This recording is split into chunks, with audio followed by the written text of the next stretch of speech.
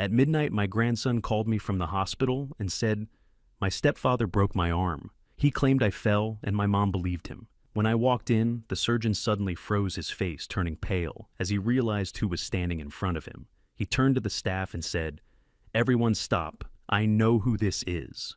The stepfather stood there pale with fear. I stayed silent, didn't argue, but quietly began planning how to make him pay. Welcome to my journey of justice. This plan leaves no room for mistakes hit. Like, subscribe, and tell me where you're watching from.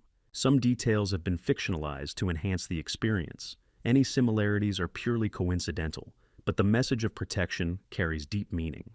Now, let's open the file on this stepfather. Silence in Forest Hills at midnight is a physical weight, a heavy curtain smothering the ancient oaks and the distant hum of the Nashville interstate.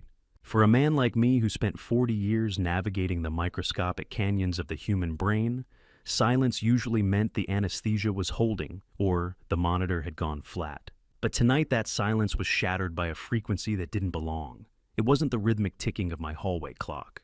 It was the sharp vibration of a secondary phone inside my nightstand drawer, a device whose number I had given to only one other person. I didn't fumble for the light. Decades of neurosurgery have wired a specific reflex into my system. When the crisis call comes, the brain bypasses sleep and shifts into high-definition clarity. My eyes snapped open. My feet found the floor before my mind even processed the caller ID. In my world, thinking happens on the way. Movement happens now. I slid the phone from the drawer. The screen illuminated the deep lines on my face, a map of a life spent in high-stakes environments. The name on the screen was Caradoc. "Talk to me," I said, my voice gravelly but devoid of tremor. On the other end, the silence was punctuated by the sterile chirping of medical monitors. When Caradoc spoke, his voice was low and controlled. It was the tone of a 16-year-old who had run out of tears, leaving only the cold facts of a tragedy. "Grandpa," he whispered, "I'm at Vanderbilt. My arm. He broke my arm." I felt a cold surge of adrenaline, the kind that sharpens the vision rather than blurring it. I didn't ask how or why. I already knew the how was a man named Edric Brandwell, a detective who had been casting a shadow over my family for a year. He told the nurse I fell down the stairs. Caradoc continued, his voice cracking. "He was so convincing. And Mom, Nadine, she just stood there. She didn't say anything." The mention of my daughter Nadine stung, but I filed that emotion away in a sterilized compartment for later. Right now, the surgical field was open and the patient was bleeding. "Which unit?" I asked, already pulling on the dark slacks I keep ready for emergencies. "ER Bay 6. They're waiting for the ortho resident." "Hey, stay quiet," I commanded, my voice firm. "Don't sign anything. Don't agree to a story. I'm 4 minutes from being dressed and 15 from the parking garage. Do you understand?" "I understand." "Hold the line. I'm coming." I moved with efficient grace. I wasn't rushing. I was being precise. Dark sweater, leather jacket, wallet, primary phone, and the secondary lifeline. I grabbed my keys and stepped into the humid Tennessee night. As I backed my sedan out of the Forest Hills driveway, my headlights swept across the manicured lawns. My mind was already scrolling through a digital ledger I had maintained on my phone since last September. I had started the record the evening Caradoc showed up with a split lip and a story about a baseball that didn't align with the laws of physics. I hadn't pushed him then. I had simply cleaned the wound and watched his eyes dart toward the door every time a car passed. But once the door closed, I opened a secure notes app. Entry 1, September 12th. Laceration lower lip. Pattern suggests a knuckle. Subject evasive. Monitoring. Since then, the file had grown. Entry 14, Caradoc stopped posting photography on social media because Edric called it pretentious. Oh, entry 22, rib bruises claimed to be from the gym, though the pattern suggested a boot. Entry 39, the sudden flat tone in Nadine's voice.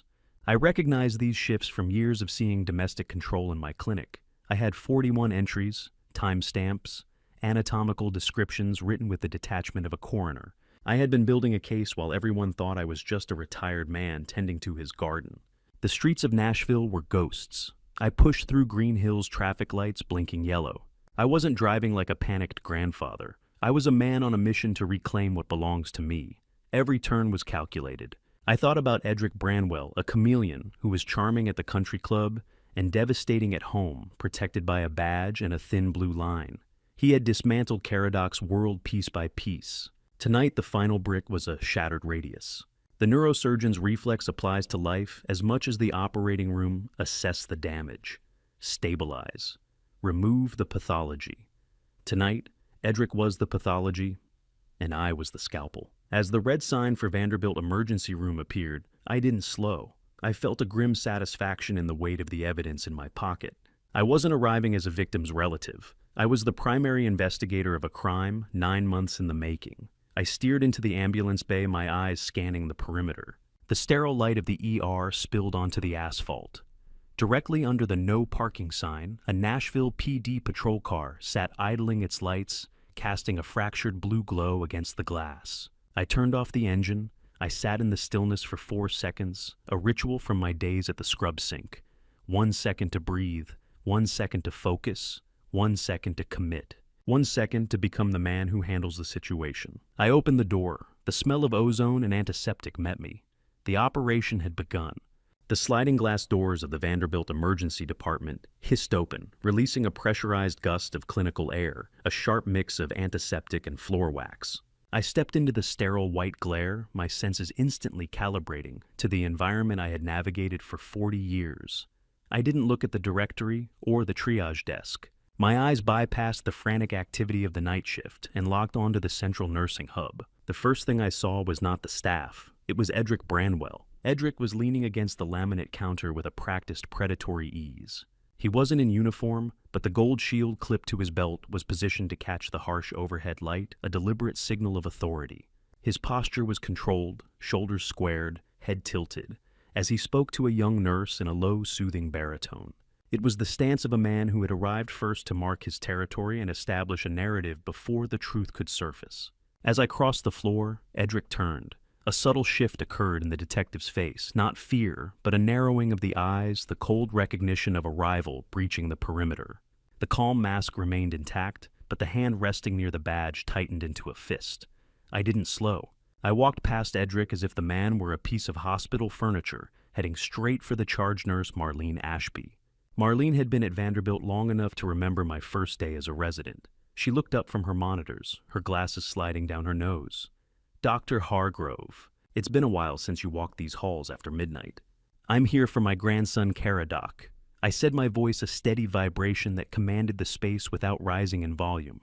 I need the intake notes and the status of the attending. Marlene's eyes flicked toward Edric, then back to me. That half-second hesitation was all the data I needed. I saw the conflict, the weight of the gold shield, and the silent pressure Edric was exerting on the staff. Before she could answer, a door to the inner corridor swung open and Dr. Gavin Marsh stepped out. Gavin, the head of the ER, and one of my former mentees looked exhausted. He didn't smile. He simply nodded toward a small glass-walled consult room. Raymond, a word, Marsh said, his tone clipped. Inside the room, the noise of the ER faded into an underwater hum. Gavin stood with his back to the glass, blocking Edric's view. A mandatory report was filed the moment the boy mentioned the stairs, Raymond. The injuries don't match the story. We found a grip pattern on the upper arm, finger-shaped contusions, suggesting violent wrenching, not a tumble. The DCS notification went out at 12:15 a.m. My jaw set like granite. And Edric, he beat the ambulance by 3 minutes, Gavin said, rubbing his eyes. He didn't wait for a social worker. He identified himself as a detective first and the father second. He's been managing the response since they rolled the gurney in. He told the triage staff he was off duty, but was securing the scene for his family. He's been in the ears of the residents and security filing the official statement before the intake nurse could finish the vitals. He told the staff he's the boy's father. He's the stepfather. I corrected my voice like a sharpening stone. And he's a subject of interest in a file I've been keeping for 9 months. It doesn't matter to the staff out there, Raymond. To them, he's the man with the badge. He's been helpful, which is the most dangerous thing a man like that can be in a trauma center. He's controlling the information flow. He even convinced a social work intern that this was just a family misunderstanding involving a rebellious teen. I looked through the glass. Edric was speaking to a patrol officer near the entrance, the same one I had seen in the car outside. They were laughing quietly, a display of brotherhood that sent a chill through my chest. The hospital was being turned into a fortress of silence. "Where is Caradoc?" I asked. "Bay 6, Gavin replied. "But there's a problem." Edric told the charge nurse that all family communication must go through him first. He's listed himself as primary next of kin and the sole point of contact. He claimed the boy is unstable, and that seeing anyone else might trigger a psychological episode. He's isolating him. That's standard pathology of a controller, I whispered. He's using the badge to legally kidnap his own stepson within a state-funded hospital. He's playing a dangerous game, Raymond, but right now, he has the appearance of the law on his side. If you walk into that bay without his permission, he can have security remove you for interfering with medical directives. And with his friends sitting right outside, it won't be pretty. I felt the weight of the digital ledger in my pocket. 41 entries of documented abuse photos of bruises and timestamps from late-night calls. I had the evidence, but Edric had the immediate authority. The tumor had metastasized into the very system meant to excise it. He thinks he's the only one who knows how to navigate the system. I said, my voice becoming dangerously calm. I turned toward the door. He's forgotten I've been in these hallways since before he learned how to pin that shield to his chest. What are you going to do? Gavin asked. I didn't answer. I stepped back into the sterile light of the ER. Edric was waiting, watching me with a cold, triumphant smirk. The detective believed the game was over. I ignored him again, but I didn't head for Bay 6. Not yet. I walked back to Marlene at the nursing station. I didn't ask for permission or the chart. I simply placed my old hospital ED badge, the one that still held emeritus status, on the counter, and looked her in the eye. Marlene, I said, get me the phone for the chief of medicine. Now. The battle for Bay 6 had shifted. For the first time, I wasn't going to use a scalpel. I was going to use the hierarchy. Edric Branwell is a detective. He is trained to control a scene, to dictate the perimeter, and to overwhelm the civilian mind with the weight of the law. He knows how to use that gold shield to silence dissent. But I spent 40 years in neurosurgery. I know how to control a room where the stakes are life and death. I have commanded teams of specialists who moved only on my word. That night, Edric had a badge. I had something that cannot be taken away. I had the loyalty of the walls themselves. I didn't let the silence between me and Edric fester. I turned to Dr. Gavin Marsh, my voice dropping into the precise clinical tone that once made residents tremble. It wasn't an emotional plea. It was a surgical directive. Gavin, I said, my eyes fixed on the younger doctor, document the fracture pattern explicitly. I want the mechanical vector of the force recorded. Note the absence of palm abrasions. Note the specific spiral nature of the break. Then contact Vanderbilt's child protective team immediately, not DCS, the internal hospital CPT. I want a forensic pediatrician in this bay within 20 minutes. Gavin nodded, the exhaustion in his face replaced by a flicker of the sharp intern I had once trained. I've alerted them, Raymond, but Edric, he's been blocking the social worker. He can block a social worker, I countered. He cannot block a chief emeritus requesting a peer review consultation on suspected non-accidental trauma. If he tries, he's interfering with a mandated reporting protocol in a Tier 1 trauma center. Let him explain that to his commander tomorrow morning.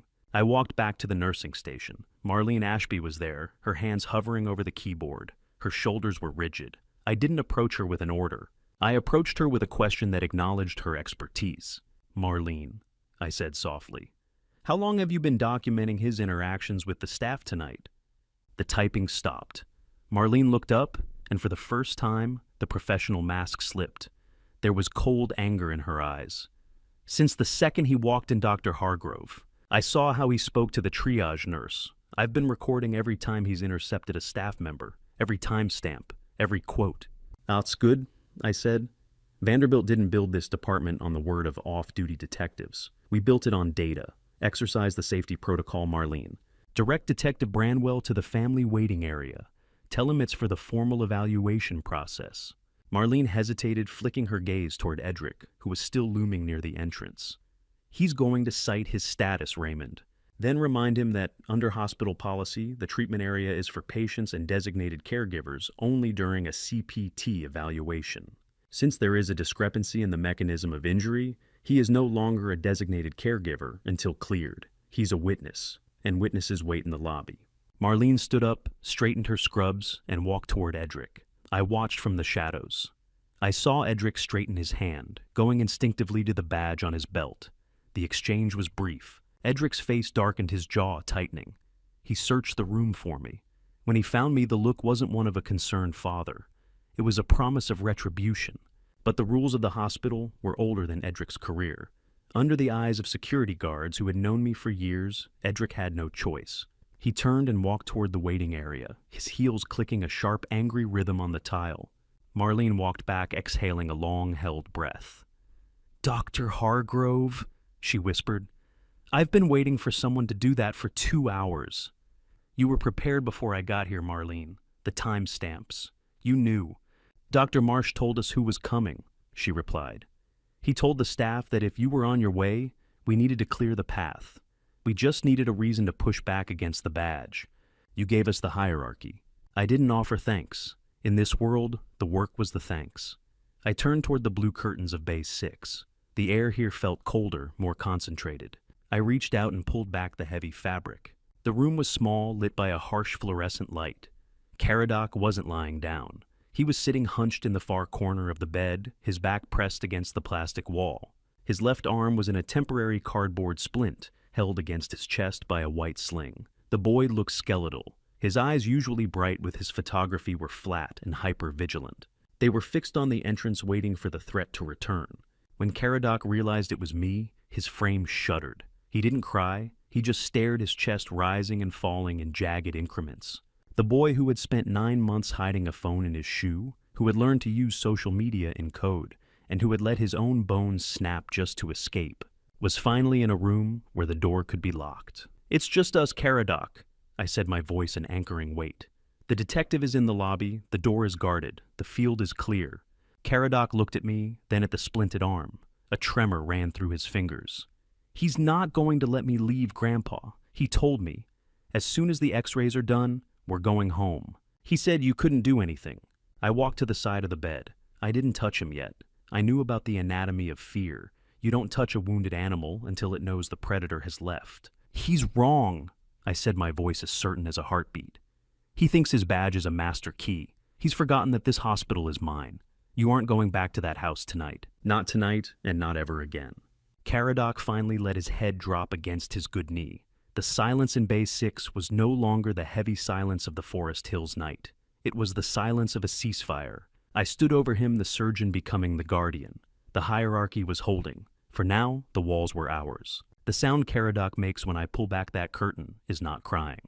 It is a ragged, hollow exhale, the sound of someone who has held a crushing weight for too long and has finally been given permission to put it down. In 40 years of neurosurgery, I've heard that sound from families when a crisis finally breaks, but hearing it from my own blood felt like a physical blow to my chest. I didn't remain standing. I knew the psychology of the room. To a boy who had been intimidated for months, a standing adult was just another tower of authority. I grabbed a plastic molded chair and pulled it close to the gurney. I sat down, adjusting my position until I was level with Caradoc. We were at the same eye level now, 2 men in a storm, neither one looming over the other. "Tell me what happened tonight," I said, my voice stripped of the professional ice I had used on Edric. "Start from dinner. Don't leave anything out. Just give me the sequence." I leaned back, my hands resting on my knees, offering my complete attention. I didn't steer the narrative or interrupt with emotional outbursts. I simply listened as the truth began to leak out in jagged increments. Caradoc started with dinner, a normal Tuesday that felt thin with tension. Then came the phrase, a simple comment he made about a photography project for social media. Edric decided the tone was disrespectful. He didn't shout. He simply laid his fork down with a precise click and told Caradoc they needed to discuss attitude in the hallway. The hallway was where the geography of the house changed. Caradoc described the transition from the light of the dining room to the shadows. He spoke about the grip, the way Edric's hand clamped onto his upper arm, like a vice fingers digging into the muscle until the bone felt the pressure. Nadine, his mother, had stood in the doorway. She hadn't screamed. She had watched her face, a mask of frozen compliance, saying nothing as the discipline crossed the line into a fracture. Then came the drive to Vanderbilt. Caradoc described Edric's voice in the car, calm, almost tender. Edric had spent 20 minutes explaining to Caradoc exactly what he had done to cause his own fall. He had rehearsed the story of the slick hardwood steps until it sounded like a memory. The gaslighting was as systematic as the physical assault. I listened, my mind categorizing details into a mental medical chart. When he finished, I kept my voice steady. "I need to ask 3 clinical questions, Caradoc. Answer them as clearly as you can." The boy nodded, clutching the hospital sheet. "First dates. When was the last time something like this happened? Not a break, but an impact." "On. Emin distangsistivskrand. 3 weeks ago, Caradoc whispered. The bruise on my ribs. He told the coach I was clumsy during soccer practice. Second, has this ever left marks that someone at school might have noticed? I wore long sleeves all through April. He said, a flash of intelligence returning to his eyes. Even when it was 80 degrees. The art teacher asked once, but Edric had already emailed the school saying I had a skin rash. He's always one step ahead. Third, did he ever mention my name during these sessions? Caradoc looked at his splinted arm. He told me you were an old man who lived in the past. He said if I ever told you he'd make sure Mom lost everything. He said he had the badge and you just had a garden.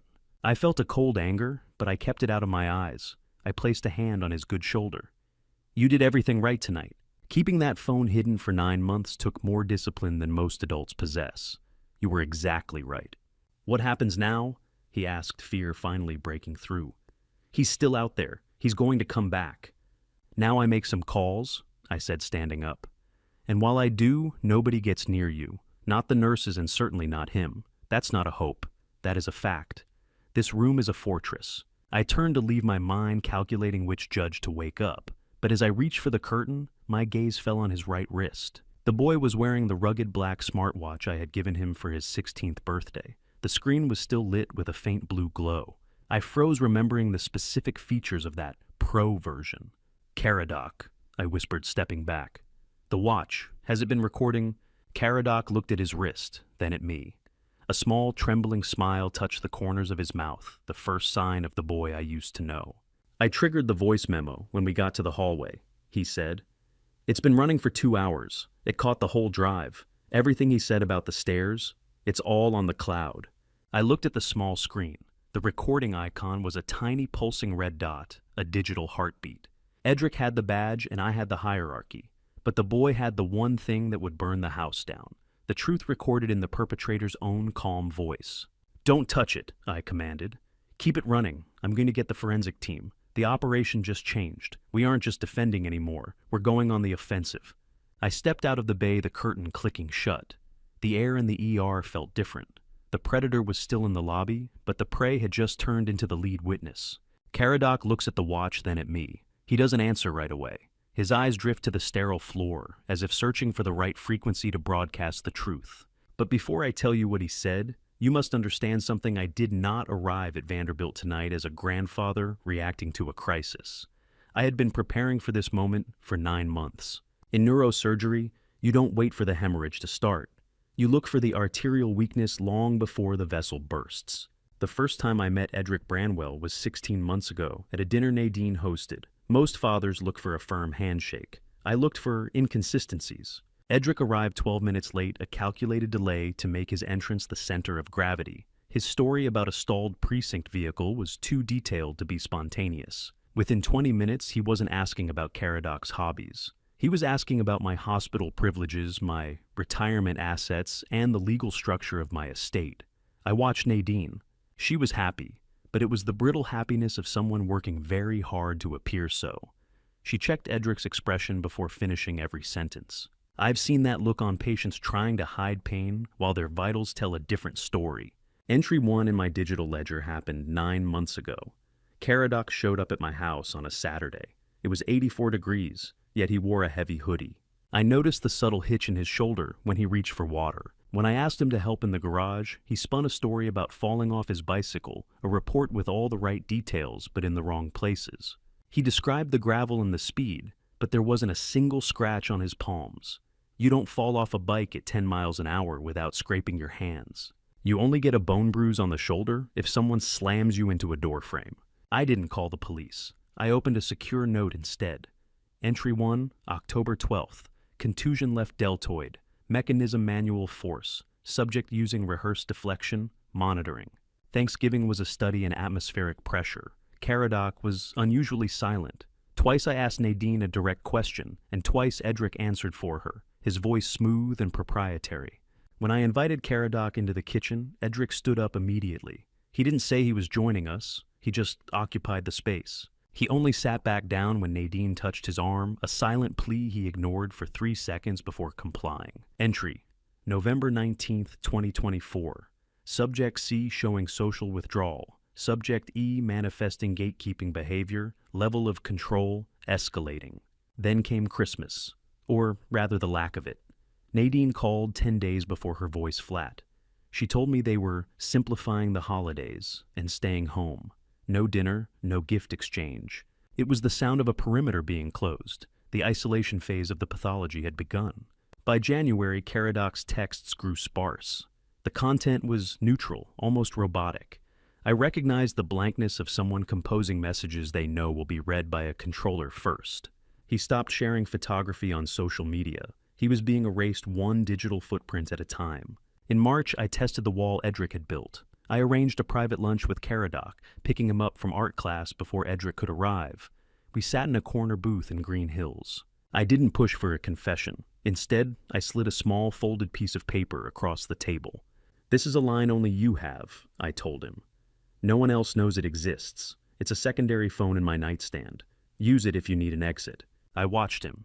He didn't put the paper in his wallet. He tucked it into the interior breast pocket of his jacket, the one closest to his heart, the one Edric was least likely to check during a pat-down hug. That was the moment I knew Caradoc was a prisoner. Entry 44 was logged 3 days before the phone rang at midnight. Caradoc stopped by for 20 minutes to drop off a book. His face was tired in a way that is different from ordinary exhaustion. It was the fatigue of a soldier who had been on the front lines too long. He didn't stay for tea. He just looked at me, a silent communication that the structural failure was imminent. "I have 44 entries, Caradoc," I said now in the trauma bay. 44 dates. 44 reasons I was not surprised when that phone rang at midnight. The only question was whether I was ready enough to handle the aftermath. I looked at the boy on the bed. The present rushed back the hum of monitors, the smell of antiseptic, the red pulsing dot on the smartwatch.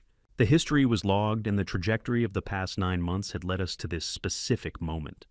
Caradoc didn't look surprised that I had been keeping a ledger. He looked relieved. He looked like a man who realized his SOS signal had been received months ago, and the rescue fleet had been hovering just offshore the entire time. "I'm ready, Grandpa," he whispered.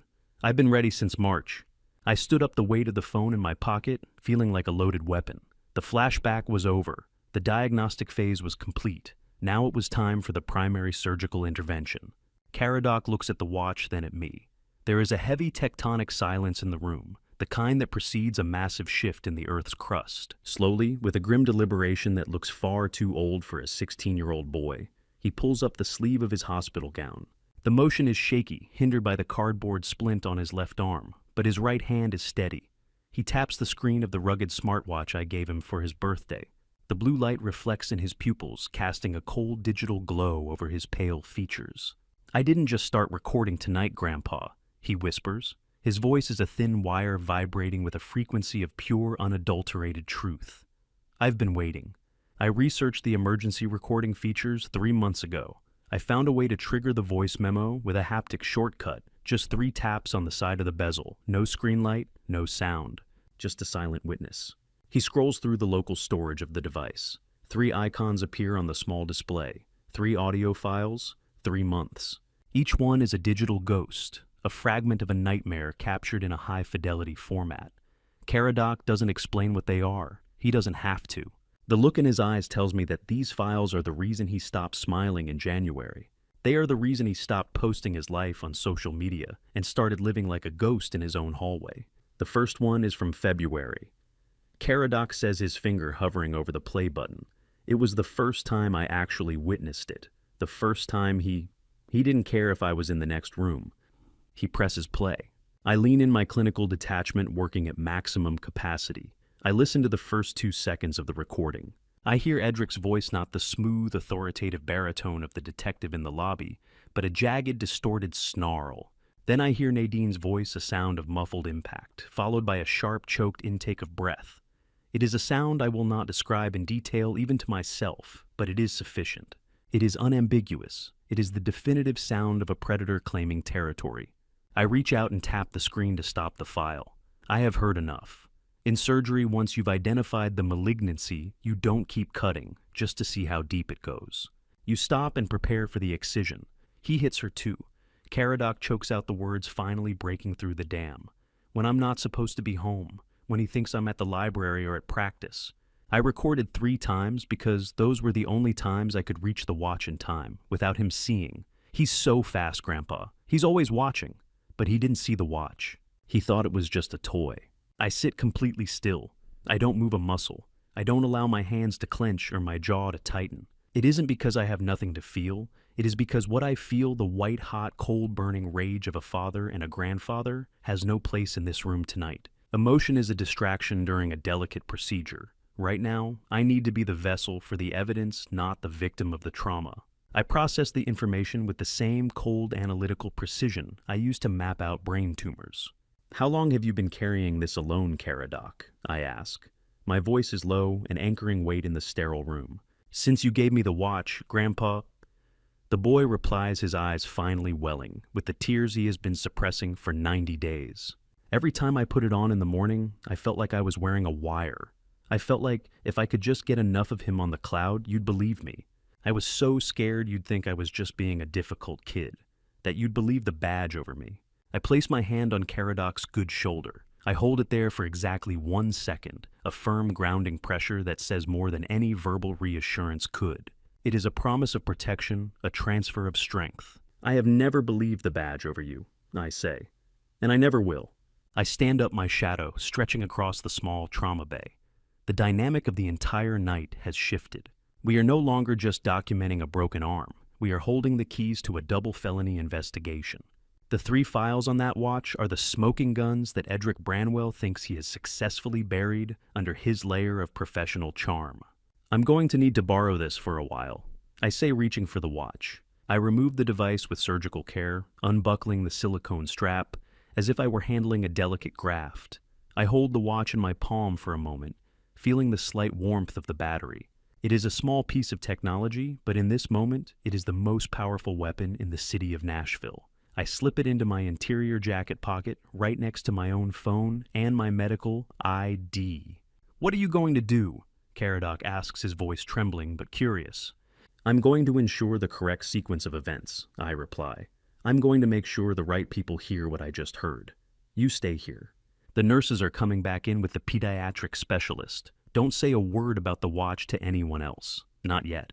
I step toward the curtain. I pause, looking back at my grandson one last time. Caradoc looks smaller now, but also lighter.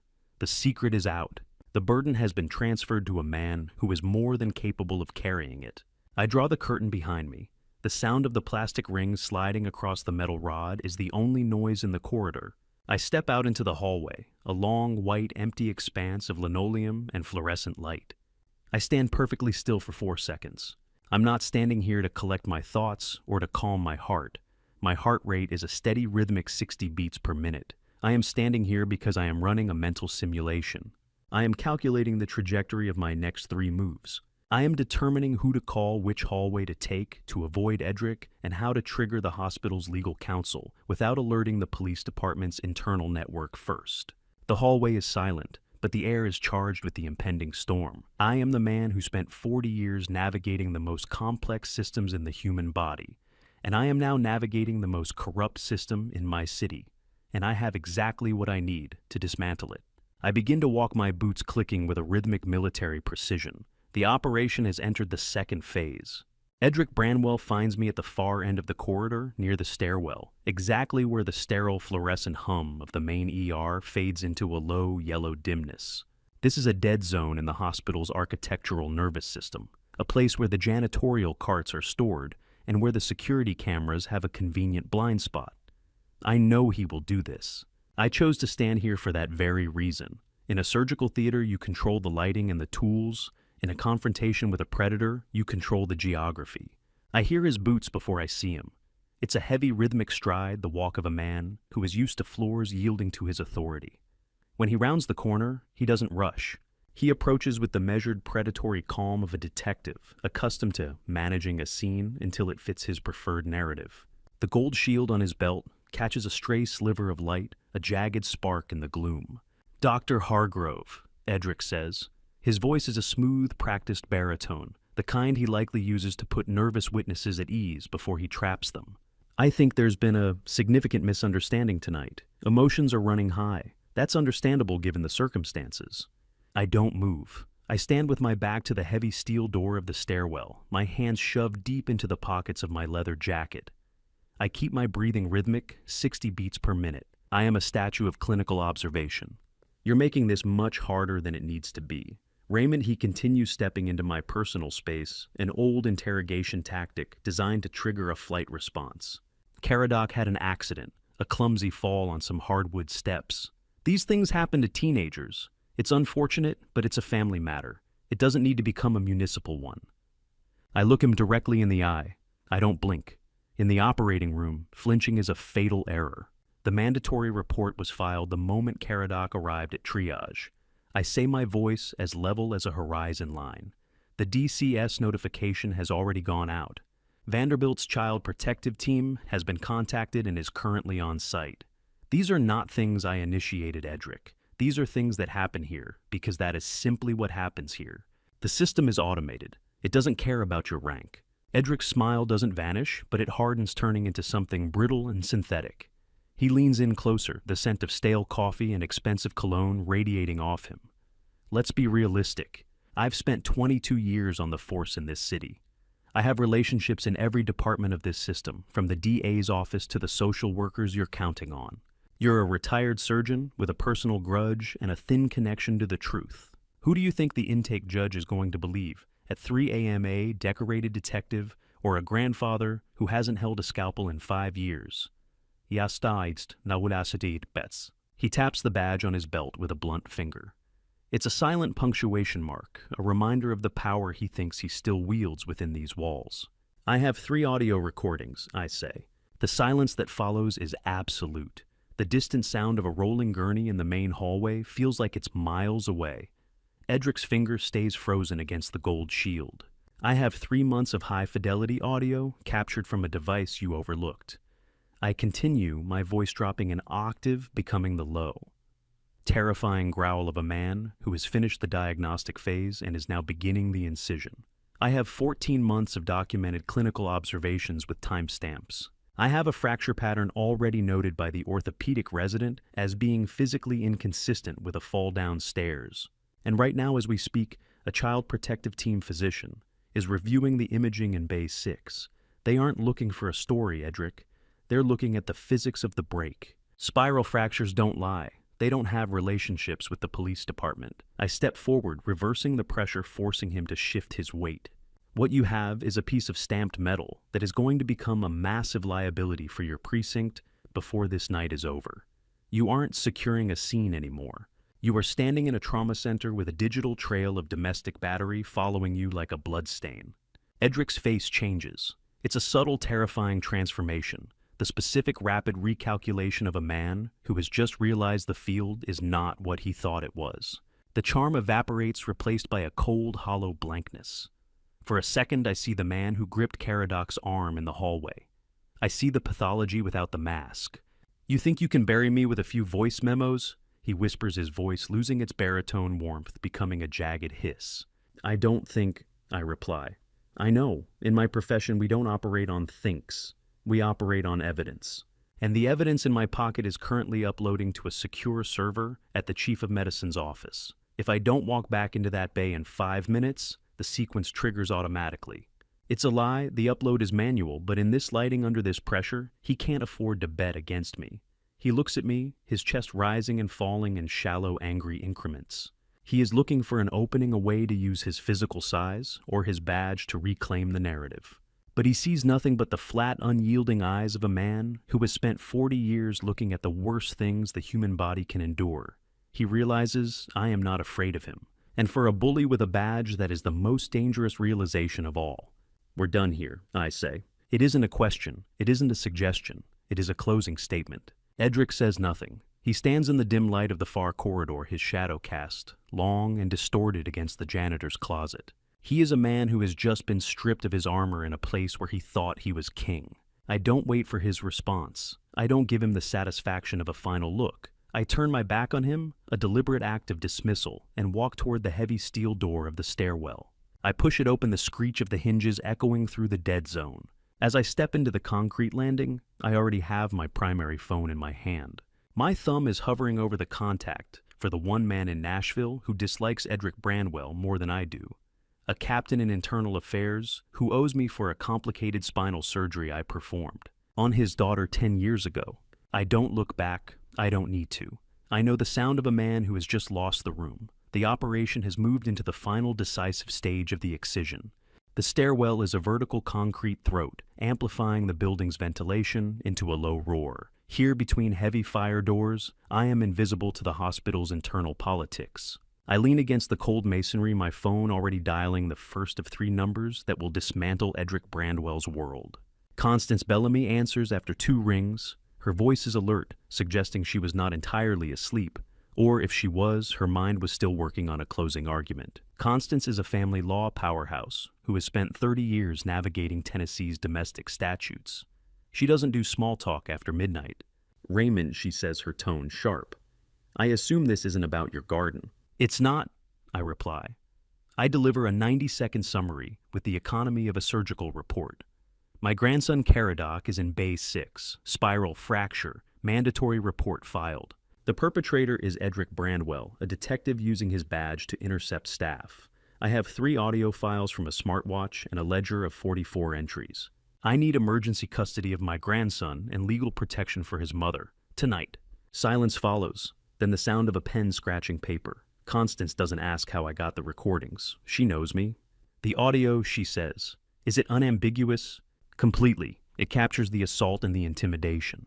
Send me everything now, Constance commands. The ledger and the files. I'll file through the emergency after hours court line immediately. I know the judge on call. If the fracture is as inconsistent as you say, we'll have an order by 4 a.m. Go. She hangs up. Efficiency is the highest form of respect in a crisis. I dial the second number, Denise Gadsden, the on-call social worker at Vanderbilt. Denise has seen the worst of humanity and responded with an unyielding sense of justice. Denise, it's Raymond Hargrove, I say. My grandson is in Bay 6. The mandatory report is filed. I need you to conduct your intake interview before his stepfather finds a way back into that room. He's already been removed once, but he's persistent. I just saw the notification. Denise replies, her voice tight with focus.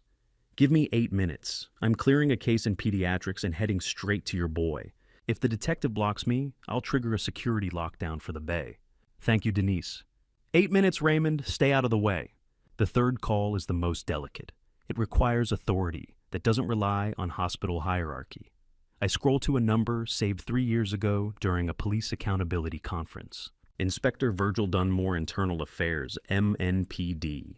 Virgil hunts his own. It is a lonely profession that has made him a man of few words. He answers on the 4th ring. Nine Hargrove, Virgil says. It's 2 a.m. This better be a large problem for my office. It's both. I say, my voice a low, steady cadence. I have 3 audio recordings of a detective committing domestic violence and child endangerment. Edric Branwell. He is currently at Vanderbilt ER using his shield to influence medical staff. He's off duty, and the fracture is physically inconsistent with his story. Virgil is silent for exactly 4 seconds.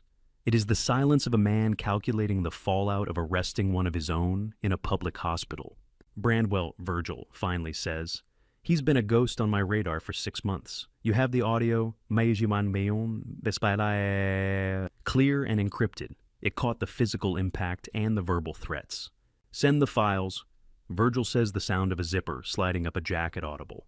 Right now, encrypted only. I'm getting dressed. I'll have a team from IA at the entrance in 20 minutes. Do not engage him again, Raymond. Let us handle the badge. I hang up. I stand on the concrete landing, my thumb tapping a final command to bulk, send the encrypted data to all 3 recipients. I check the time, 2:09 a.m. 3 calls, 47 minutes since I walked through the ER doors. In less than an hour, I have triggered a 3-pronged pincer movement. Constance is reading the files, preparing the legal cage. Denise is walking toward Bay 6 to secure testimony. Virgil is in his car bringing the internal hammer of the police department. For the first time since midnight, I am alone with the silence. The adrenaline is a cold current beneath my skin, but the diagnostic phase is over. The surgical plan is in motion. I look up at the ceiling, the gray concrete feeling like a sanctuary. I think about Nadine, my daughter. I imagine her sitting in the family waiting area, her hands clasped, waiting for a man who has spent a year convincing her she is powerless. I know I need to find her. I need to see her before the world collapses around her husband. But first I need to know exactly where she is. In a hospital this size, a person can be hidden in plain sight tucked into an alcove or a quiet corner. I need to locate her with the same precision I used to find the recordings. I reach for the door handle. The stairwell has served its purpose. It is time to return to the floor. The operation is moving into the final stage of containment. Marlene Ashby finds me just as I step out of the stairwell's heavy shadow. She delivers information the way she has delivered everything tonight, precisely without alarm, her face a map of clinical exhaustion and ironclad competence. Mr. Branwell's wife left the waiting area about 20 minutes ago. Marlene says her voice low enough to avoid carrying down the hall. I saw her walk toward the south corridor restrooms. She hasn't come back. The patrol officer near the vending machines didn't notice, but I did. Thank you, Marlene, I say. I head south. The hospital at 2:30 a.m. is a labyrinth of humming machines and distant echoing footsteps. The south corridor is quieter, a stretch of administrative offices that stay dark until dawn. I find the restroom door. It's heavy stainless steel and silent. When I push it open, the smell of industrial bleach and cold porcelain meets me. Nadine isn't standing at the sinks. She isn't hiding in a stall. She is sitting on the cold tile floor in the far corner, her back pressed against the white grout, her hands folded neatly in her lap. She looks like a child who has been told to wait in a corner and has forgotten how to leave it. The fluorescent lights overhead flicker with a rhythmic buzzing pulse, casting a sickly pallor over her face. I don't offer a hand to help her up. I don't tell her that the floor is dirty or that she shouldn't be here. Instead, I do the only thing that can bridge the silence of the last 16 months. I sit down on the floor beside her. The tile is freezing, the cold seeping through my jeans and into my bones, but I don't move. I sit with my shoulders slumped, my hands resting on my knees, staring at the opposite wall just as she is. I say nothing. I am not a surgeon here. I am not a grandfather with a digital ledger. I am just a man sitting on a floor because his daughter is broken. Nadine begins to speak. She doesn't start because I asked a question. She starts because someone finally sat down long enough for her to feel the weight of her own words. It started 6 months after the wedding, she whispers. Her voice is thin like a frayed thread. The first time he lost his temper, he spent 4 hours explaining it to me. He made it sound like a mathematical equation. My behavior plus his stress equals the outburst. He was so logical, Dad. He used his detective voice. He told me he was correcting the course of our family, and I learned to believe the explanations. I learned to believe that if I just moved a little more quietly or cooked a little better, the equation would balance out. I listened to the hollow resonance of her voice against the porcelain. She describes the gradual tightening of the perimeter, the way she stopped calling me, because Edric was always nearby, always interested in the conversation, always holding the secondary line. She speaks about the way he filtered her world until the only truth she had was the one he provided. As she speaks, my mind flashes to a specific page in my digital ledger. Entry: 38 October 14th. Subject N. Long sleeves in 80-degree weather. Noticed a yellowish-purple contusion on the inner forearm when she reached for a napkin. Faded grip pattern. I wrote it down. I said nothing. I had carried that entry for months. I had seen the mark of the badge on my own daughter's skin, and I had stayed silent, waiting for the moment the patient was ready for the intervention. Sitting on this cold floor at 2:30 in the morning, the weight of that silence feels heavier than any medical failure I've ever endured. I had documented her descent with the detachment of a scientist, and now I was sitting in the debris of that choice. I didn't protect him, Dad. Nadine says, her voice finally breaking on the last word. A single tear tracks through the makeup she had applied so carefully to look happy for the ER staff. I stood in that doorway and I watched him take Caradoc into the hall. I heard the sound, and I did nothing. I was so afraid of the equation. I thought if I stayed quiet, it wouldn't get worse. No, I say, turning my head to look at her. You didn't protect him then, but you are going to help me protect him now. That is what matters tonight, Nadine. Not the 16 months that came before. Not the explanations or the silence. What we do from this second forward is the only reality that exists. I reach out and place my hand over her folded ones. They are ice cold. I have the recordings, I tell her. I have the ledger, and I have the law coming through the front doors. But the law needs a mother who is willing to stand up and say the equation is a lie. I need you to be the witness he didn't expect you to be. Nadine looks at me. For a long time, the only sound is the hum of the restroom fan. Then she nods. It's a slow motion, hesitant at first, but then it becomes certain. It is the nod of someone making a real decision for the first time in a very long time. The mask of compliance doesn't just slip, it shatters. "What do I need to do?" she asks. "You need to stand up," I say. I get to my feet first, my joints aching from the cold tile. I reach down and take her hands, pulling her up from the floor. She wobbles for a second, then finds her balance. She smooths her skirt, wipes the tear from her cheek, and takes a deep, shuddering breath. The woman who walked into this restroom was a victim of a detective's narrative. The woman walking out is the daughter of a neurosurgeon who knows how to excise a cancer. We walk out of the restroom together. The south corridor is still dark, but as we approach the main intersection of the ER, the light changes. Standing at the end of the long white corridor is Constance Bellamy. She looks exactly as I expected, her heavy wool coat draped over one arm, her reading glasses perched on the edge of her nose, her eyes fixed on the screen of her phone. She is already reading the emergency filings, her thumb scrolling through the digital evidence I sent from the stairwell. She looks up as we approach. She doesn't offer a greeting. She doesn't offer a platitude. She just taps her phone screen and looks at Nadine. "The judge signed the emergency protective order 5 minutes ago." Constance says, her voice a sharp welcome blade in the silence. "Edric Brandwell is officially barred from approaching either of you, and the internal affairs team just cleared the security desk at the main entrance." Nadine grips my arm. I feel the strength returning to her fingers. The operation is no longer in the diagnostic phase. The excision has begun. Constance Bellamy does not say hello. She does not offer a platitude about the hour or the humidity of the Nashville night. She simply looks at me over the rim of her reading glasses, her thumb frozen on the screen of her tablet. 44 entries. She says, her voice a sharp percussive instrument in the quiet corridor. Consistent timestamps. No gaps in the chronology.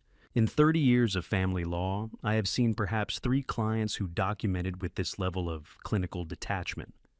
Most people lead with their hearts, Raymond. You led with a spreadsheet. I led with what would hold up in a deposition, I reply. Marlene Ashby has unlocked a small conference room for us, a windowless box tucked behind the administrative wing.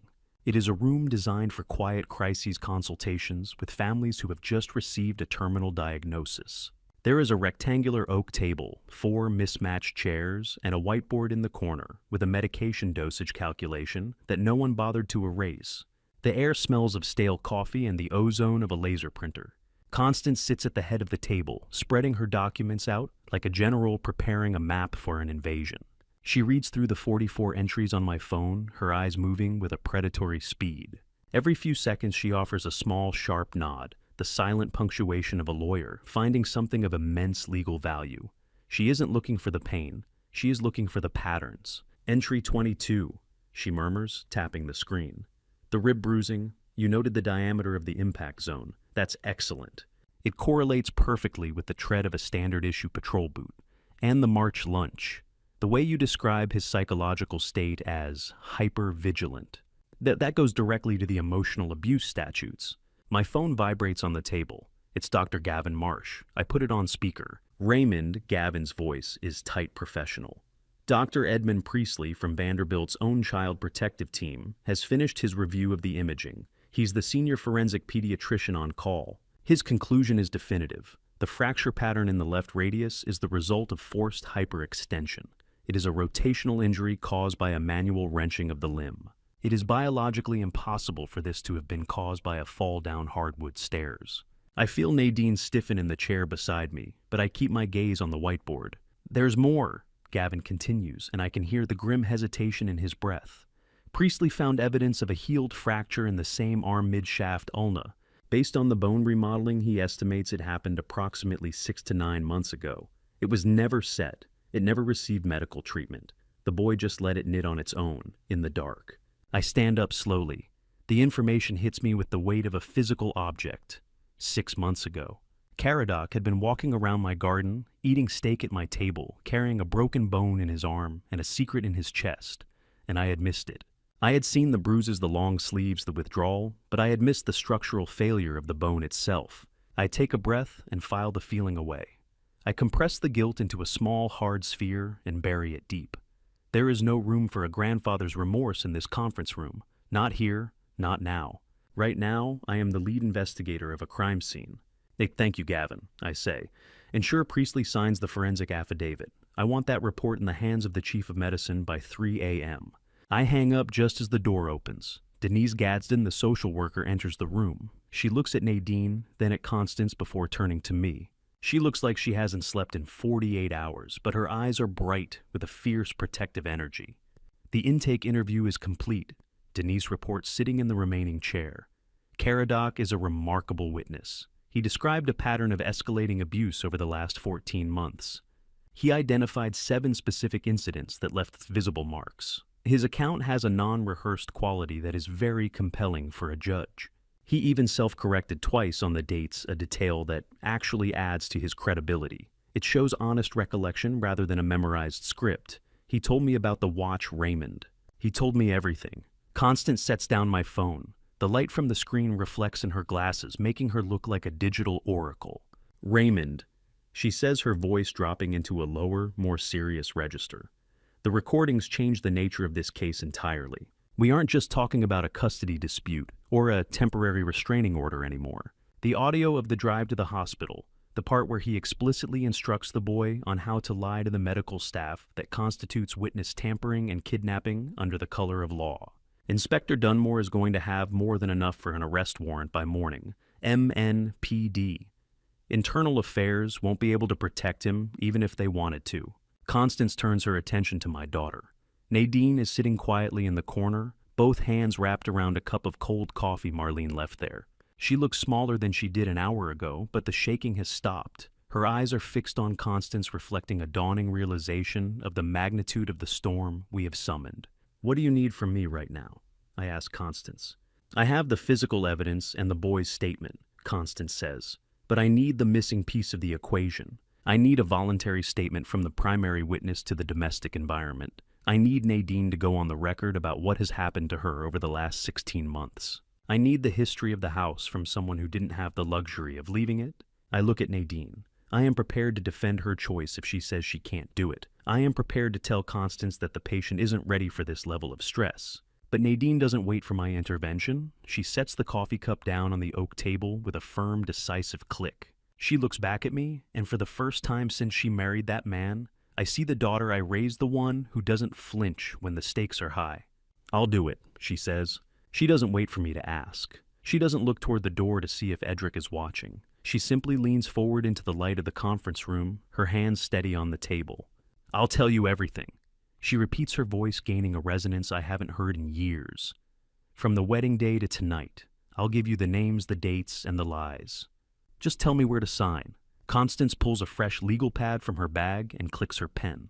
The atmosphere in the room shifts. The diagnostic phase is over. The case file is open, and for the first time in 9 months, the truth is being recorded by the people who have the power to enforce it.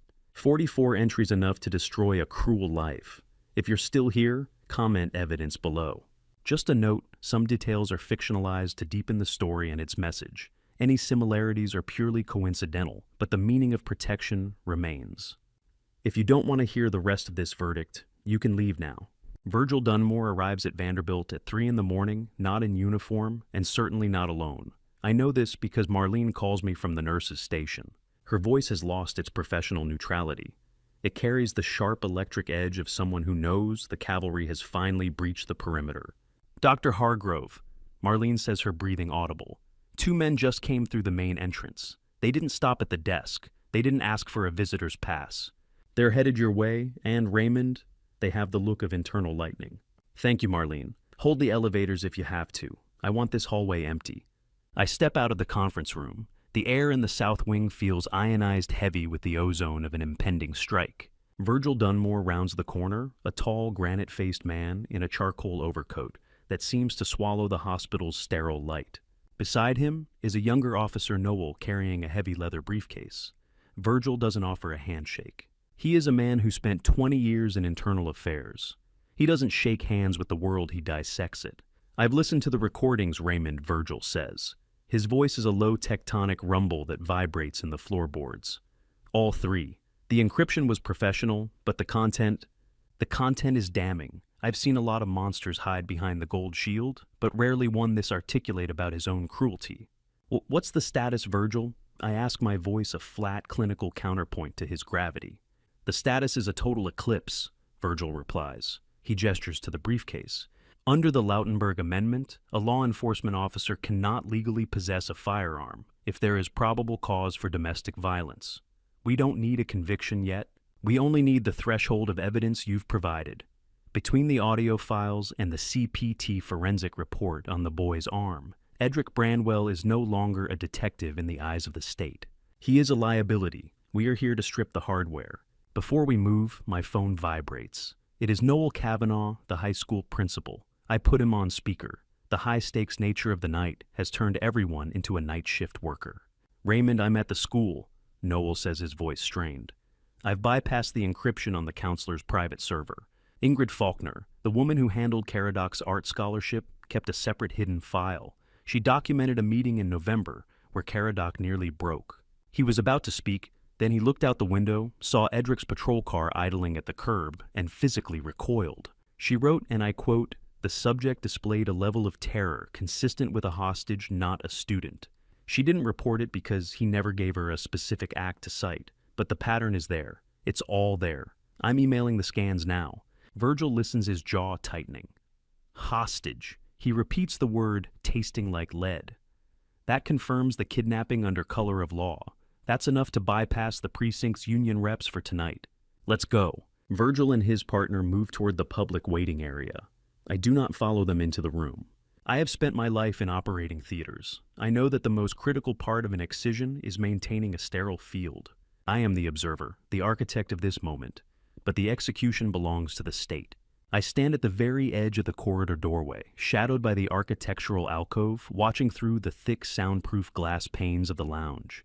Through the glass, the scene is a silent film of absolute destruction.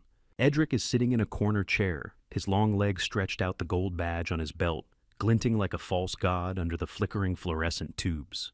He looks bored. He looks like a man who thinks he is merely waiting for a technicality to clear so he can go back to his kingdom. Then Virgil Dunmore enters the frame. I watch Edric's posture shift. It's a subtle, instinctive tightening of the shoulders, the way a wolf reacts when it catches the scent of a larger predator. He doesn't stand as a father. He stands as a subordinate caught in a lie. Virgil doesn't waste time with a seat. He stands directly in Edric's space, his overcoat making him look like a shadow, cast by the hand of justice itself. I see Virgil's lips move. I cannot hear the words, but I see the impact. Edric's face, usually a masterpiece of practiced detective-grade confidence, begins to fracture. It's the specific rapid-fire blinking of a man whose brain is trying to find a loophole that no longer exists.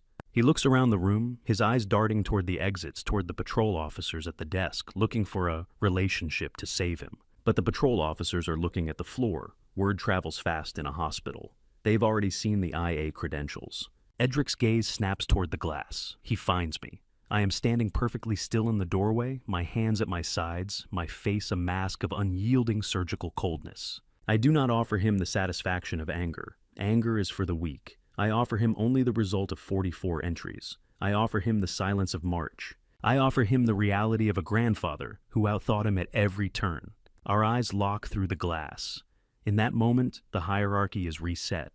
The man with the badge realizes he is looking at the man who owns the building, the history, and the truth.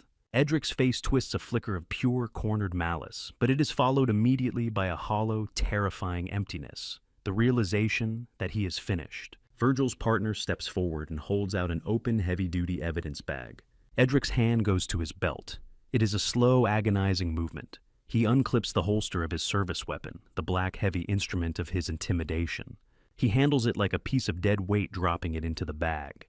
Then comes the badge. He unpins the gold shield, the very thing he used to silence Nadine and terrify Caradoc. He looks at it for a fleeting second, perhaps remembering the day he earned it, or perhaps just mourning the loss of his shield before dropping it on top of the gun.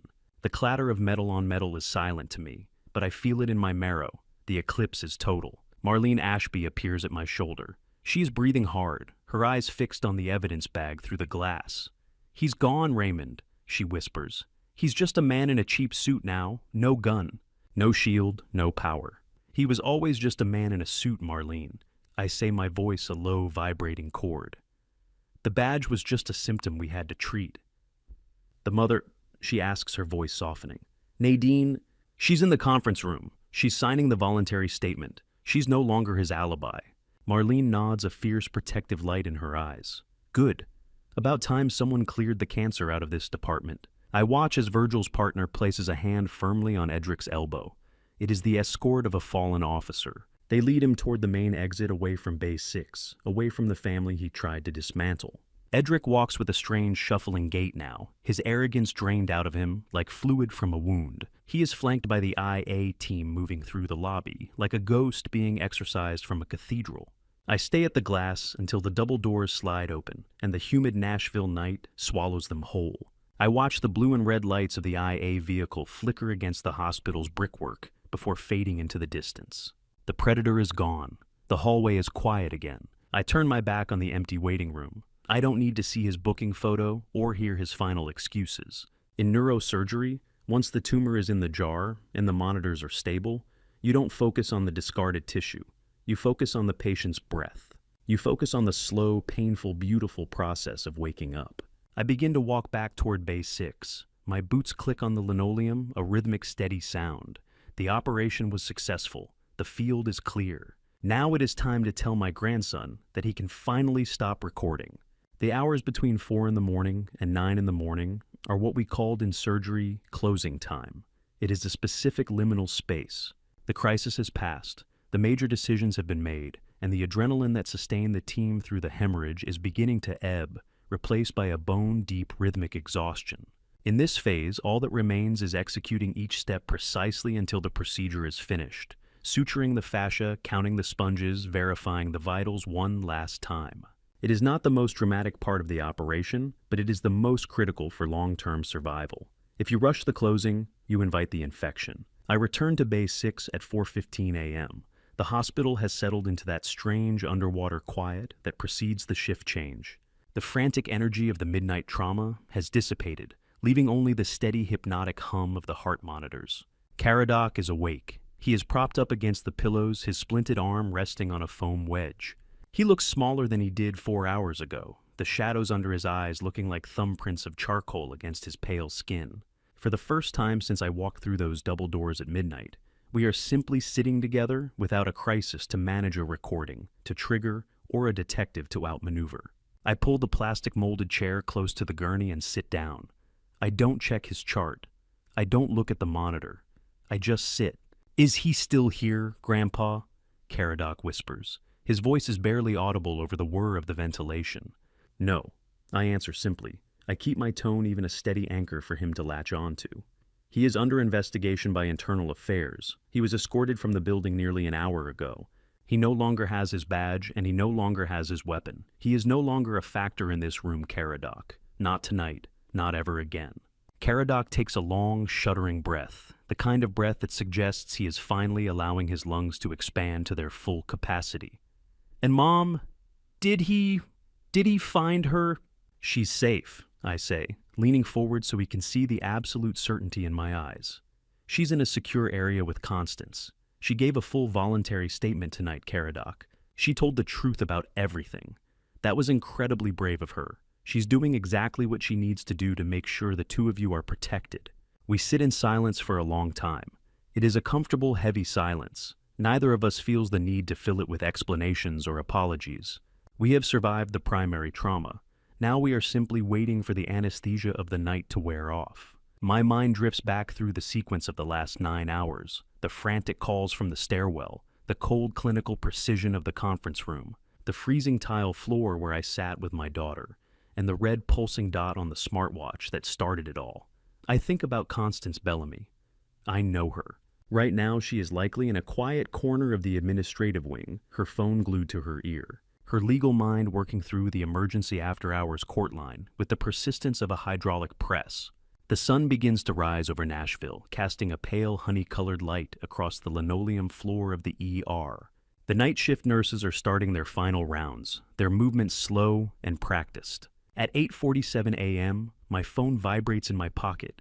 I stand up and step outside the curtain to take the call. I need the hallway's neutral space for this, Raymond, Constance says.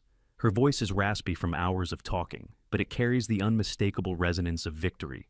I filed the petition through the emergency after-hours line at 2:45 this morning.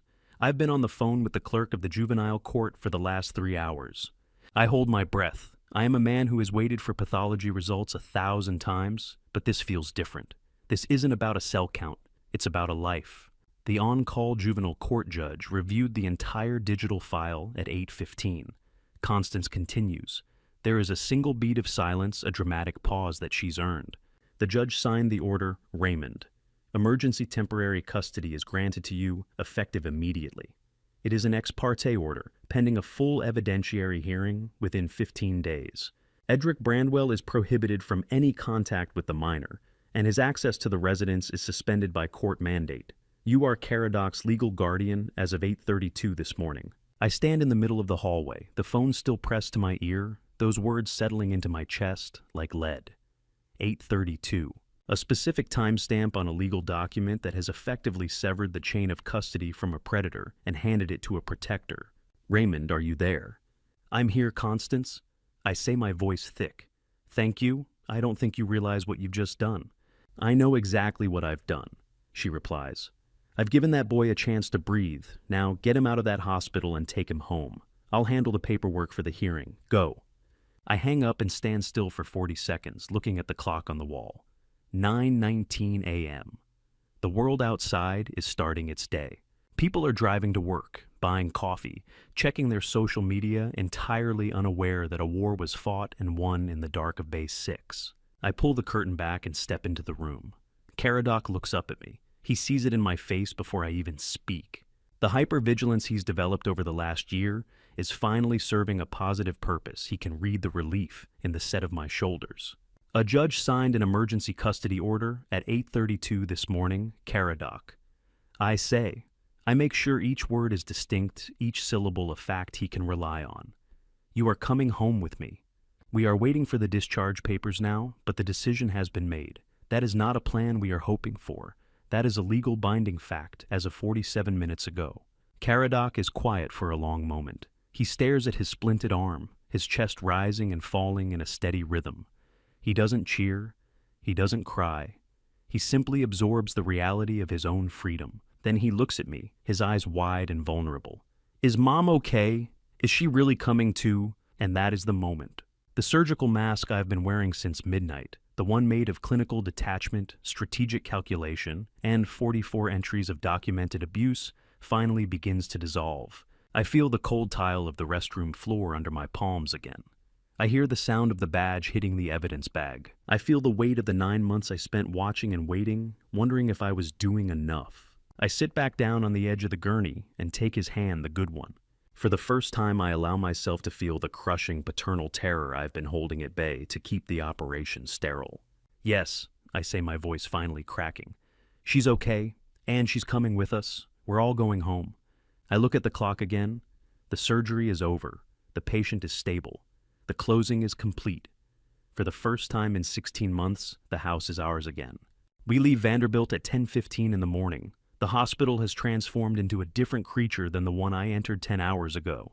The nocturnal hush, that strange underwater silence of the early hours, has been replaced by the high-frequency energy of a premier trauma center in full gear. The paging system is a constant rhythmic pulse, and the hallways are filled with resident specialists and families caught in their own private intersections of hope and grief. In surgery, you don't just step away from the table once the sutures are in. You verify the count, you thank the team, and you ensure the transition of care is absolute. I lead Caradoc toward the main elevators, his small bag of belongings slung over my shoulder. But before we reach the sliding glass doors of the lobby, there are debts of professional respect that must be paid. I stop first at the central nurse's station. Marlene Ashby is still there, finishing her handover to the day shift charge nurse. Her movements remain precise despite the exhaustion etched into the corners of her eyes, a map of a night spent in the trenches. I wait until she is finished standing at the edge of the mahogany desk. When she looks up and sees me, she doesn't offer a polite customer service smile. She offers a nod of mutual recognition.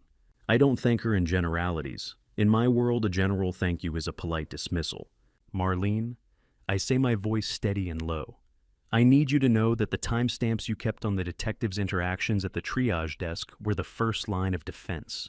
Your refusal to let him bypass protocol gave me the window I needed. And the conference room at 2:30, the coffee you left for Nadine, those weren't just gestures.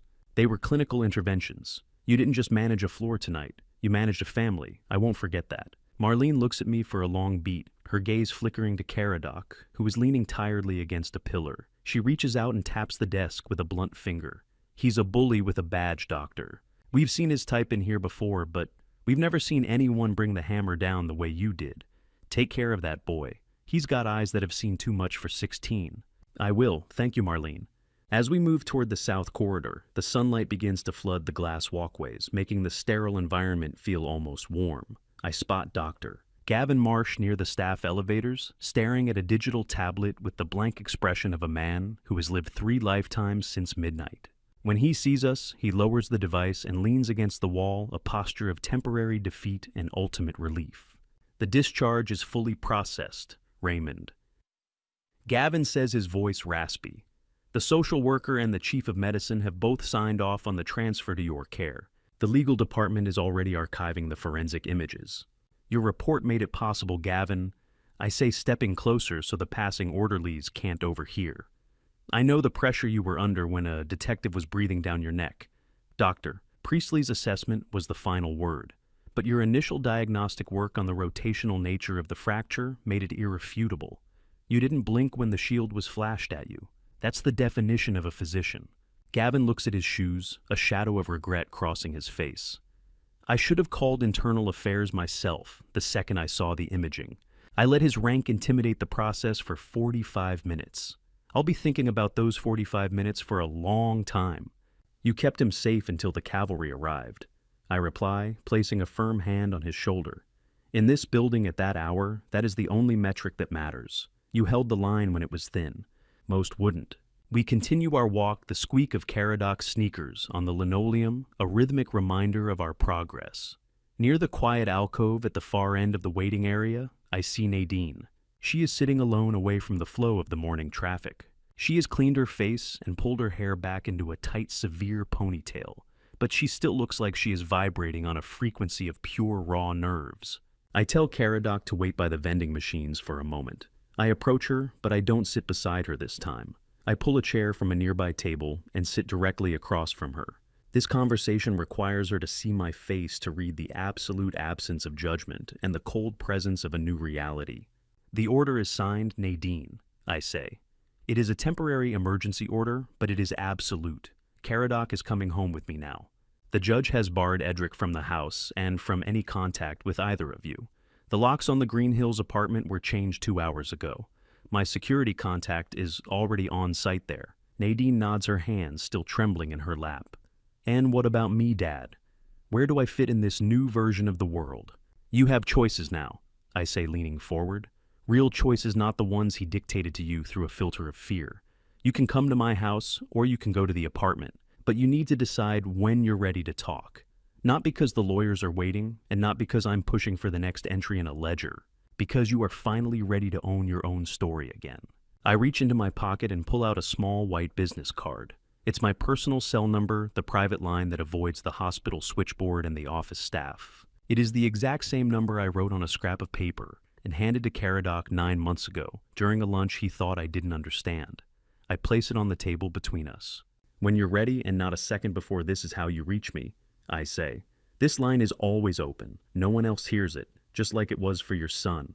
Nadine looks at the card, her fingers brushing the embossed paper, as if it were a physical anchor. She looks up at me, and for the first time I see a glimmer of the woman she was before she married the badge. I should have called you sooner, Dad. I should have known you were watching. You called me now, I say, standing up and offering no room for further guilt. In my profession, the only timestamp that counts is the one that marks the beginning of the recovery. The past is just data. Let's go. I lead them out through the parking structure. The air is heavy and humid, smelling of exhaust and summer asphalt, but it feels like the cleanest air I've breathed in a year. I find my car, the same one I parked in a blur of adrenaline 10 hours ago. I settle Caradoc into the passenger seat and Nadine into the back. I get into the driver's seat, but I don't start the engine immediately. For the first time since midnight, I allow myself to sit perfectly still. It isn't a tactical pause. It isn't a mental simulation of the next 3 moves. I sit still because the operation is over, the field is clear, and the patient is stable. I look at the massive brick and glass facade of Vanderbilt one last time. It is a cathedral of crisis, and tonight it served its purpose. I think about the card I gave Nadine, the same number I gave her son. It is a full closed circle. 9 months of silence, 44 entries of evidence, and 3 audio files have all converged into this quiet moment in a parking garage. I reach for the ignition. The hum of the engine is a steady, reassuring vibration. The ledger is closed. The predator is gone. And for the first time in 16 months, I am not just a surgeon documenting a decline. I am a grandfather, and I am taking my family home. The transition from the sterile fluorescent intensity of Vanderbilt to the quiet wood-paneled corridors of my home in Forest Hills felt like a decompression chamber. We arrived at 10:45 in the morning, the Nashville sun already baking the long private driveway. I had called Rosemary Vance from the car while we were still on A65. I didn't offer a clinical summary. I simply told her I was bringing 2 people home and they would need the West Wing guest rooms. Rosemary has been the steady heartbeat of this house for 15 years. She understands the subtext of my silences better than most surgeons understand a scan. She didn't ask why my daughter looked like a ghost, or why my grandson was wearing a hospital-issue splint. She simply had the rooms prepared fresh linens, windows cracked to let in the scent of magnolias, and a pot of warm chicken soup waiting on the kitchen table. Caradoc sat at the table in a daze. He ate 1 bowl of soup, his movements mechanical, then walked to his assigned room. He didn't ask for a television remote. He simply lay down and slept for 17 hours straight. It wasn't the restless sleep of someone who has given up. It was the profound evolutionary sleep of a body that had finally received absolute legal permission to stop being a sentry. For 16 months, that boy had been a human recording device and a shield. Now behind the heavy oak doors of a house that a certain individual could no longer enter, his nervous system finally surrendered. He wasn't tracking footsteps in a hallway anymore. He was just a boy in a bed. Nadine didn't sleep. She sat in the kitchen for most of that first afternoon, staring out the large bay window toward the backyard. The Forest Hills lot is deep filled with old-growth oaks and dense privacy hedges, the opposite of the fishbowl existence she had been living in. I made a pot of coffee, placed a cup on the granite counter beside her, and asked nothing. I didn't ask about the statement she gave Constance. I simply let the steam from the coffee be the only conversation between us. Rosemary Vance moved through the house with a quiet, ghost-like efficiency. She replaced towels, dimmed lights, and kept the peripheral noise to a minimum. She understands that this is a house in post-operative recovery. You don't ask a patient to run a marathon the hour after they leave the PACU. You monitor the vitals and wait for stability to take hold. She watched Nadine from the corner of her eye, providing the comfort of presence without the weight of scrutiny. On day 2, the house began to shift. The heavy air of the first 24 hours started to circulate. Caradoc came downstairs at 10 in the morning, his hair a chaotic mess, wearing an old t-shirt of mine that was 3 sizes too large. He looked hollowed out, but present. He sat at the breakfast bar and ate 2 bowls of oatmeal, as if he were rediscovering the concept of hunger. After the second bowl, he turned his head and looked out the kitchen window toward the detached garage. "Is the Bronco still in there, Grandpa?" He asked, his voice scratchy but clear. "It's still in there," I replied, leaning against the counter. "Under the canvas cover, exactly where we left it last summer." He watched the garage for a long moment, the gears in his head turning. "Waiting for what?" "For the right person to have the time to work on it," I said, keeping my tone casual. "Rebuilding a 1974 engine isn't something you rush. It requires a specific kind of focus. It requires someone who knows how to listen to the machine." Caradoc looked at the garage a moment longer. He didn't ask for the keys yet, but the way he looked at the building changed. The hypervigilance that usually searched the horizon for a patrol car was replaced for a fleeting second by the technical curiosity of a mechanic. He wasn't looking for a threat, he was looking at a project. "Maybe later this week," he murmured before turning back to his oatmeal. That evening the house grew still as shadows lengthened over the lawn. I was in the library when I heard Nadine's voice from the living room. It was low-hushed, but rhythmic. She was on the phone. I didn't move. I knew she wasn't calling the man from the hospital. His number was blocked by a court-mandated filter, and the internal investigators were likely monitoring his every move anyway. This was something else. It was a long conversation, about 20 minutes of quiet, punctuated murmurs. In the ledger of the last year, I would have noted the duration and the physical reaction. I would have analyzed the call for signs of weakness. But sitting in my library, I realized that my role as a documentarian had ended the moment the judge signed that order. Her phone calls were no longer evidence. They were part of her own journey, a path she had to walk without a surgeon directing her footsteps. When she finally hung up and walked into the kitchen for water, she passed through the light of the hallway. I saw her face clearly. Her eyes were red, puffy, and tired, but it was a different kind of redness than the one I had seen on the cold tile floor at Vanderbilt. Those weren't the eyes of someone staring at a predator.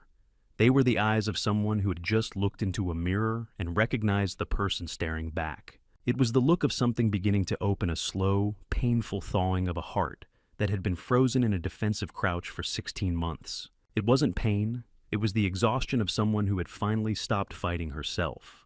"You okay, Nadine?" I asked softly from the shadows. She paused the glass of water halfway to her lips. She looked at me, and for a second the mask of the victim vanished completely. "I'm starting to remember things, Dad," she said.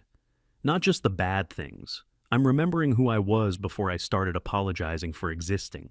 "That's a good person to remember," I said. She nodded, once took a long drink of water, and walked back toward her room. Her gait was still hesitant, but she wasn't hugging her own ribs anymore. She wasn't protecting a bruise. I stood in the quiet kitchen, listening to the hum of the refrigerator. The first 2 days were over. The internal bleeding had stopped. The structural repairs were beginning. I looked out toward the garage, thinking about the old Ford Bronco and the boy sleeping upstairs. The operation was a success, but the recovery was only on its second page. I turned off the kitchen light. For the first time in 9 months, I didn't check an app before I went to bed. I didn't need to. The only recording that mattered now was the sound of my family breathing in the rooms next to mine. Rosalind Kemper arrives exactly on time. I have always respected punctuality. It is the silent agreement that your time is as valuable as mine. In the operating theater, a 3-minute delay is a failure of discipline. In a house recovering from a year of tactical silence, it is the first brick of a new foundation. Rosalind is a clinical psychologist specializing in adolescent trauma, but she carries none of the academic pretension often found in her field. She dressed in a soft navy blazer and carried a leather satchel that looked like it had seen a decade of honest work. When I opened the door, she offered a professional nod, her eyes briefly scanning the foyer of my Forest Hills home, noting the stillness of the air. "Dr. Hargrove," she said. "Rosalind, he's in the living room." I introduced them with the brevity of a surgical handoff. Caradoc was sitting on the edge of the sofa, his splinted arm resting in his lap, his eyes fixed on the empty fireplace. He looked up when we entered his shoulders, tensing by habit, a shadow of the old hypervigilance flickering across his face. "Caradoc, this is Rosalind Kemper," I said. "She's here to talk. I'll be upstairs in my office if either of you need anything." I left immediately. I didn't linger in the hallway. I didn't suggest tea or offer to start the conversation. I walked straight up the stairs to my office and closed the door with a firm, audible click. It was a calculated move. For 16 months, Caradoc had lived in a world where every word was a potential trigger for a detective's wrath. He needed to understand with absolute clarity that this space was his. He needed to feel the physical weight of my absence to believe in the privacy of his own voice. I spent the next hour working on administrative files for the hospital, forcing my mind to stay on the page. I did not listen for sounds from downstairs. I didn't try to catch the cadence of their voices through the floorboards. That was the point of the intervention to cede control. In neurosurgery, there is a moment where you must trust the monitors and the primary assistant. This was that moment. If I wanted him to stop being a recording device, I had to stop being the observer. When the hour mark hit, I heard the heavy front door open and close. I walked downstairs to find Rosalind standing on the porch. Caradoc was no longer in the living room. He had retreated back to the West Wing, likely exhausted by the emotional labor of the session. I walked her to her car, the Nashville humidity pressing against us. "He's articulate," Rosalind said, her voice dropping into a professional register. "Remarkably self-aware for his age, Raymond. But there's an exhaustion there that goes beyond lack of sleep. He's been a soldier in a war he didn't start. He told me about the watch. He's been doing the work alone for a long time. He's always been too responsible," I said, looking toward the oaks. "He just needed permission to stop," she replied. She paused, looking back at the house. "The environment you've created is registering. He knows he's safe here. That isn't an automatic response for a child who has lived under a threat. He's starting to let the guard down. It's a good sign, but it's a long road."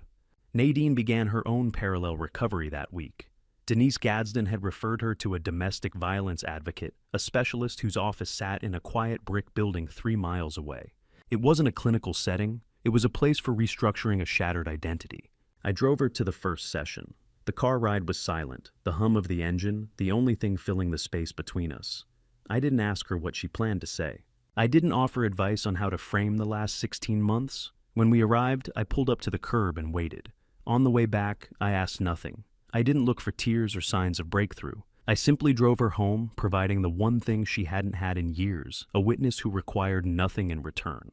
That evening, the house was dark except for the amber glow of the library lamps. I was standing in the upstairs hallway about to enter my office when a sound stopped me in my tracks. It came from the end of the hall from Caradoc's room. It was laughter, but it wasn't the measured, careful laughter he used when he was trying to put people at ease. It wasn't the laughter of someone calculating whether it was safe to be happy. It was a sudden, sharp burst of genuine amusement, the kind of laughter that happens in the split second before the brain decides to intervene. I could hear the tinny sound of a video playing on a tablet, followed by another genuine chuckle.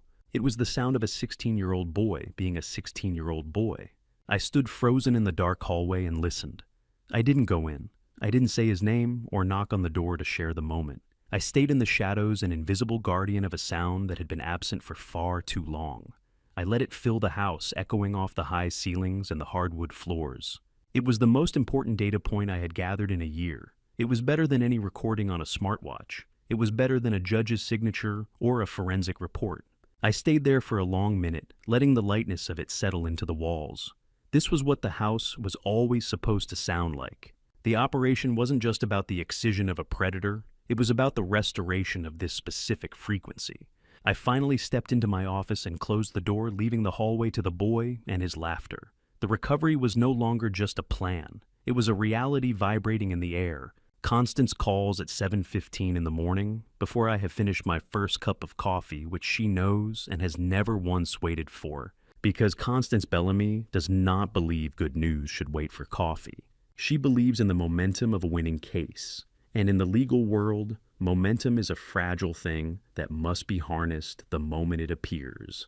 Raymond, she says, and I can hear the sharp tapping of her pen against her desk, a rhythmic sound of victory. The district attorney's office just finalized the initial filing. It's a clean sweep. I lean against the kitchen counter, watching the steam rise from my mug. Give it to me straight, Constance. No fluff. Edric Brandwell has been formally charged with 3 felony counts. First, aggravated assault under Tennessee. Code Section 39-13-102, a Class C felony for the intentional and reckless causing of serious bodily injury. Second, aggravated child, abuse under Section 39-15-402, a Class A felony given the age of the victim and the nature of the injury. And finally, official misconduct under Section 39-16-402, a Class E felony for using his position as a detective to intimidate and bypass mandatory reporting protocols. His badge has been permanently revoked pending a conviction. He is no longer a law enforcement officer, Raymond. He is a defendant. I take a slow sip of the coffee. The heat is grounding. And the evidence?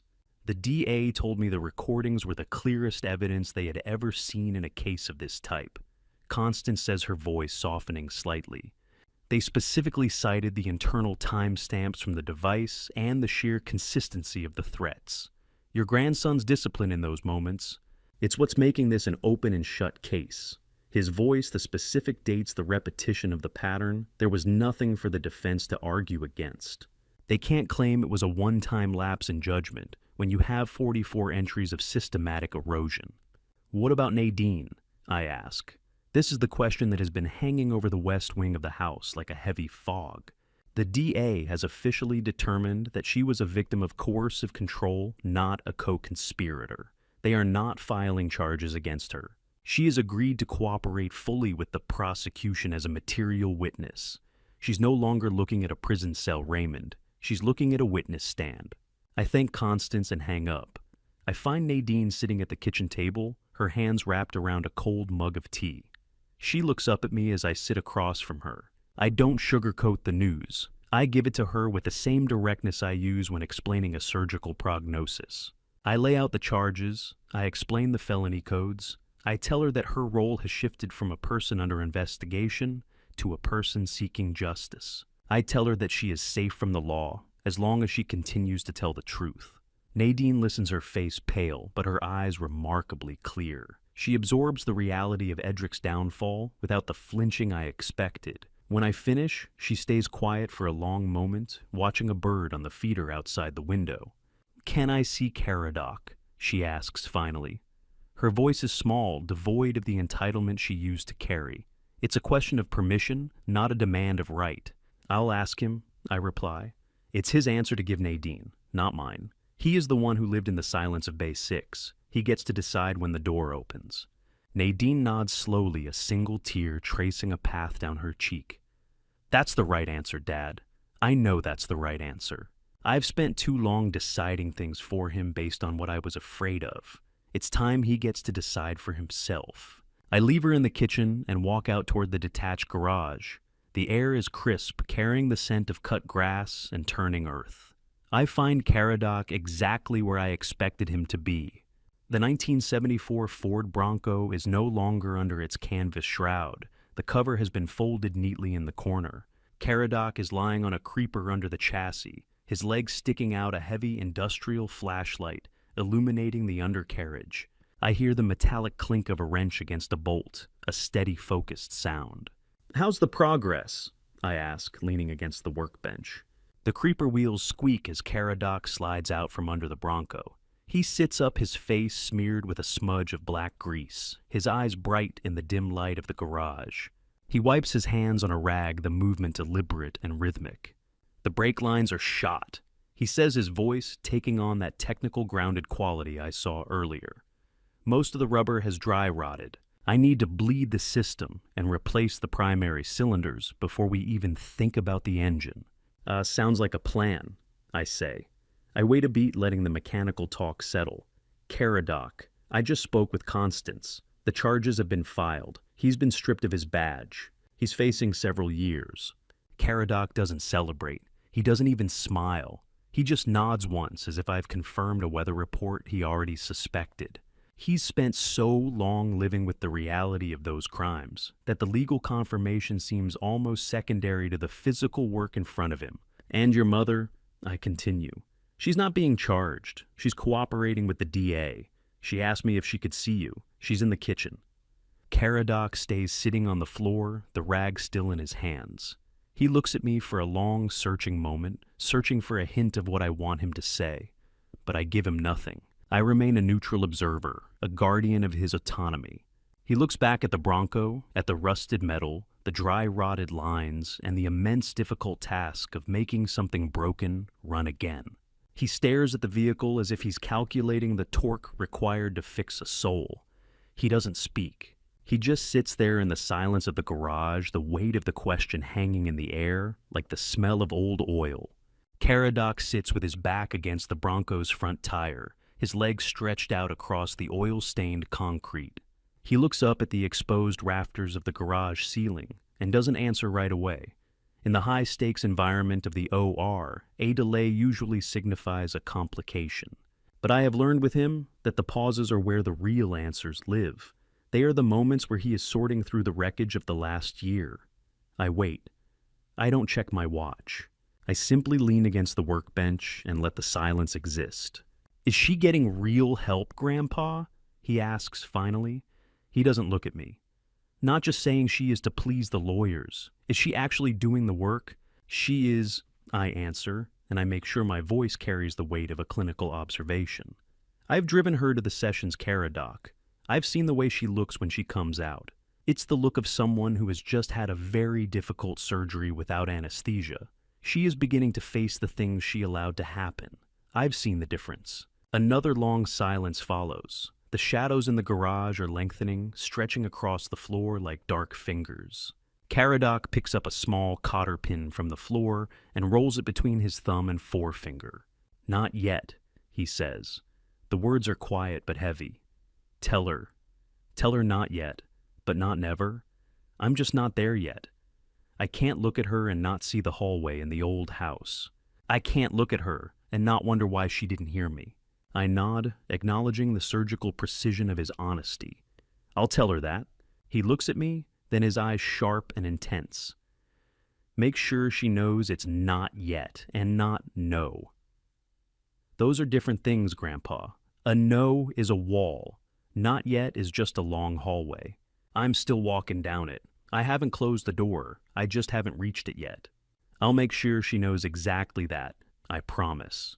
In medicine, we call that a guarded prognosis. It's not a failure. It's a recognition of the time required for the tissue to knit back together. Caradoc turns his attention back to the Bronco. He reaches up and touches the underside of the engine block, his fingers tracing the rusted lines of the machinery. The carburetor is completely seized. It's not just old Grandpa. Water got in there at some point. It's rusted solid. I know, I say, stepping closer. I've known for 11 years. Caradoc pauses, his hand still on the cold metal. He looks at me, his brow furrowed. 11 years. You've had this car sitting in here for a decade, and you knew the heart of it was flooded. Why didn't you fix it? You could have had it showroom ready in a month. I wasn't waiting for a shop, Caradoc, I say, my voice dropping an octave. And I wasn't waiting for the money. I was waiting for the right time. I was waiting for the right person to have the time and the need to work on it. A car like this doesn't just need a mechanic. It needs someone who understands that the process of fixing it is more important than the finished product. Caradoc looks at the seized carburetor, then back at me. I see the realization flicker in his eyes, the understanding that this wasn't an oversight. It was a long-term investment in a future he didn't know he had. The engine was broken so that one day he could be the one to prove he could fix it. The car is the metaphor for everything we have been through, the damage, the neglect, and the slow process of restoration. Can we work on it Saturday? He asks. There's a new note in his voice, a spark of purpose. 7 in the morning, I reply. Not a minute later, Rosemary Vance makes biscuits on Saturdays. We eat first. Then we come out here and we start the teardown. We'll need to soak that carburetor in solvent for at least 48 hours before we even try to move the butterflies. 7 in the morning. He repeats, a ghost of a smile touching his lips. I'll be ready. Caradoc stands up, dusting the grime from his hands onto his jeans. He looks at the Bronco one last time, the rusted fender, the flat tires, the seized engine, and for the first time, he doesn't look overwhelmed. He looks like a man with a blueprint. He reaches for the wall switch and turns off the garage light. We stand in the sudden dimness, the only light coming from the moon filtering through the high windows. Grandpa, he asks as we walk toward the house. When this is all over, the trial, the news, all of it, are we going to be okay? Really okay? I stop at the door and look straight at my grandson. I don't look at him as a victim. I look at him as the man he is becoming, the one who survived the dark and came out with his soul intact. Caradoc. I say, and I put all the certainty of my 40 years of medicine into the words. We are already okay. The safety is established. The predator is gone. Everything else, the healing, the rebuilding, that is just work. And I know how to do work. You know how to do work. We've already done the hardest part. He looks at me for a long beat, then nods. It's the nod of a partner agreeing on a surgical plan. Yeah, he says softly. We know how to do work. We walk into the warm light of the kitchen together. The smell of the evening air lingers, a mix of old oil and new possibilities. The trial is coming, but inside this house the only thing that matters is the 7 a.m. alarm and the seized heart of a 1974 Bronco that is finally ready to be opened. There are things I would have done differently. I have said some of them in conversations with Constance and Denise and Rosalind. But there is one thing I have not yet said out loud to anyone, and I want to say it here, because this is the only place I have recorded everything honestly, without gaps, without softening.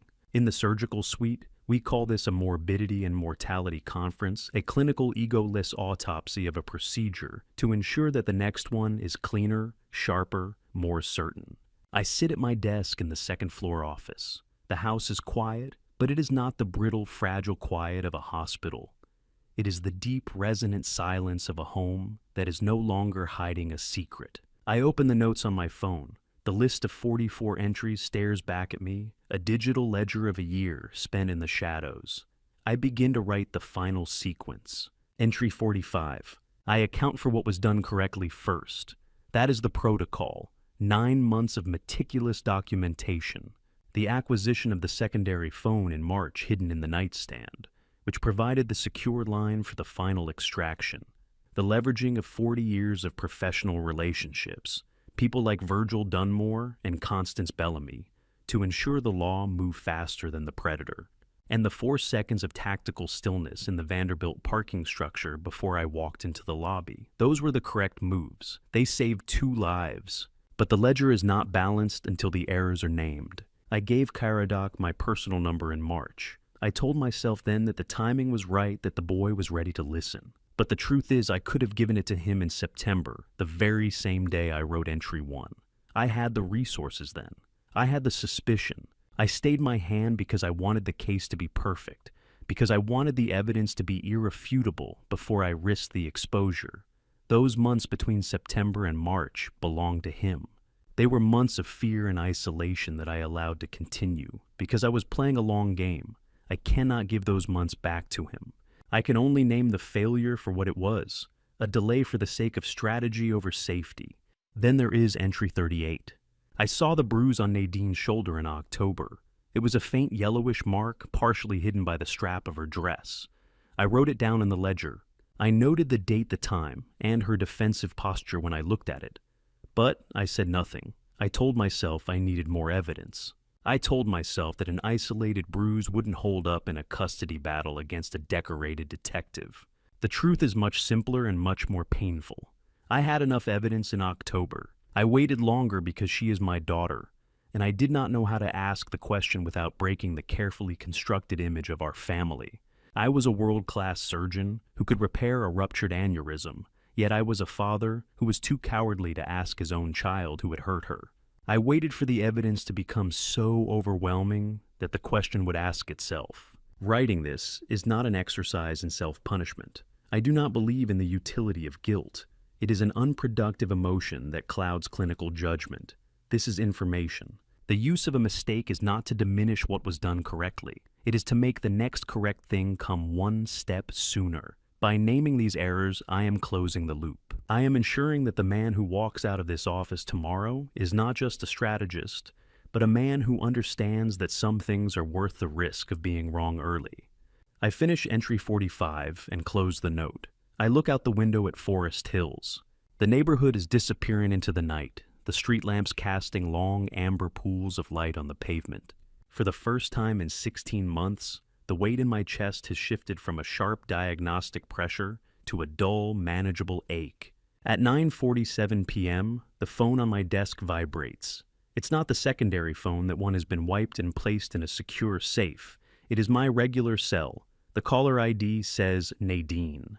I answer on the second ring. Nadine. Dad, she says. Her voice is steady, though I can hear the remnants of the day's emotional exhaustion. I was thinking about what you said, about the work. I'd like to come over for breakfast tomorrow, before the lawyers call. I checked the time. 7:30. Rosemary is making biscuits anyway.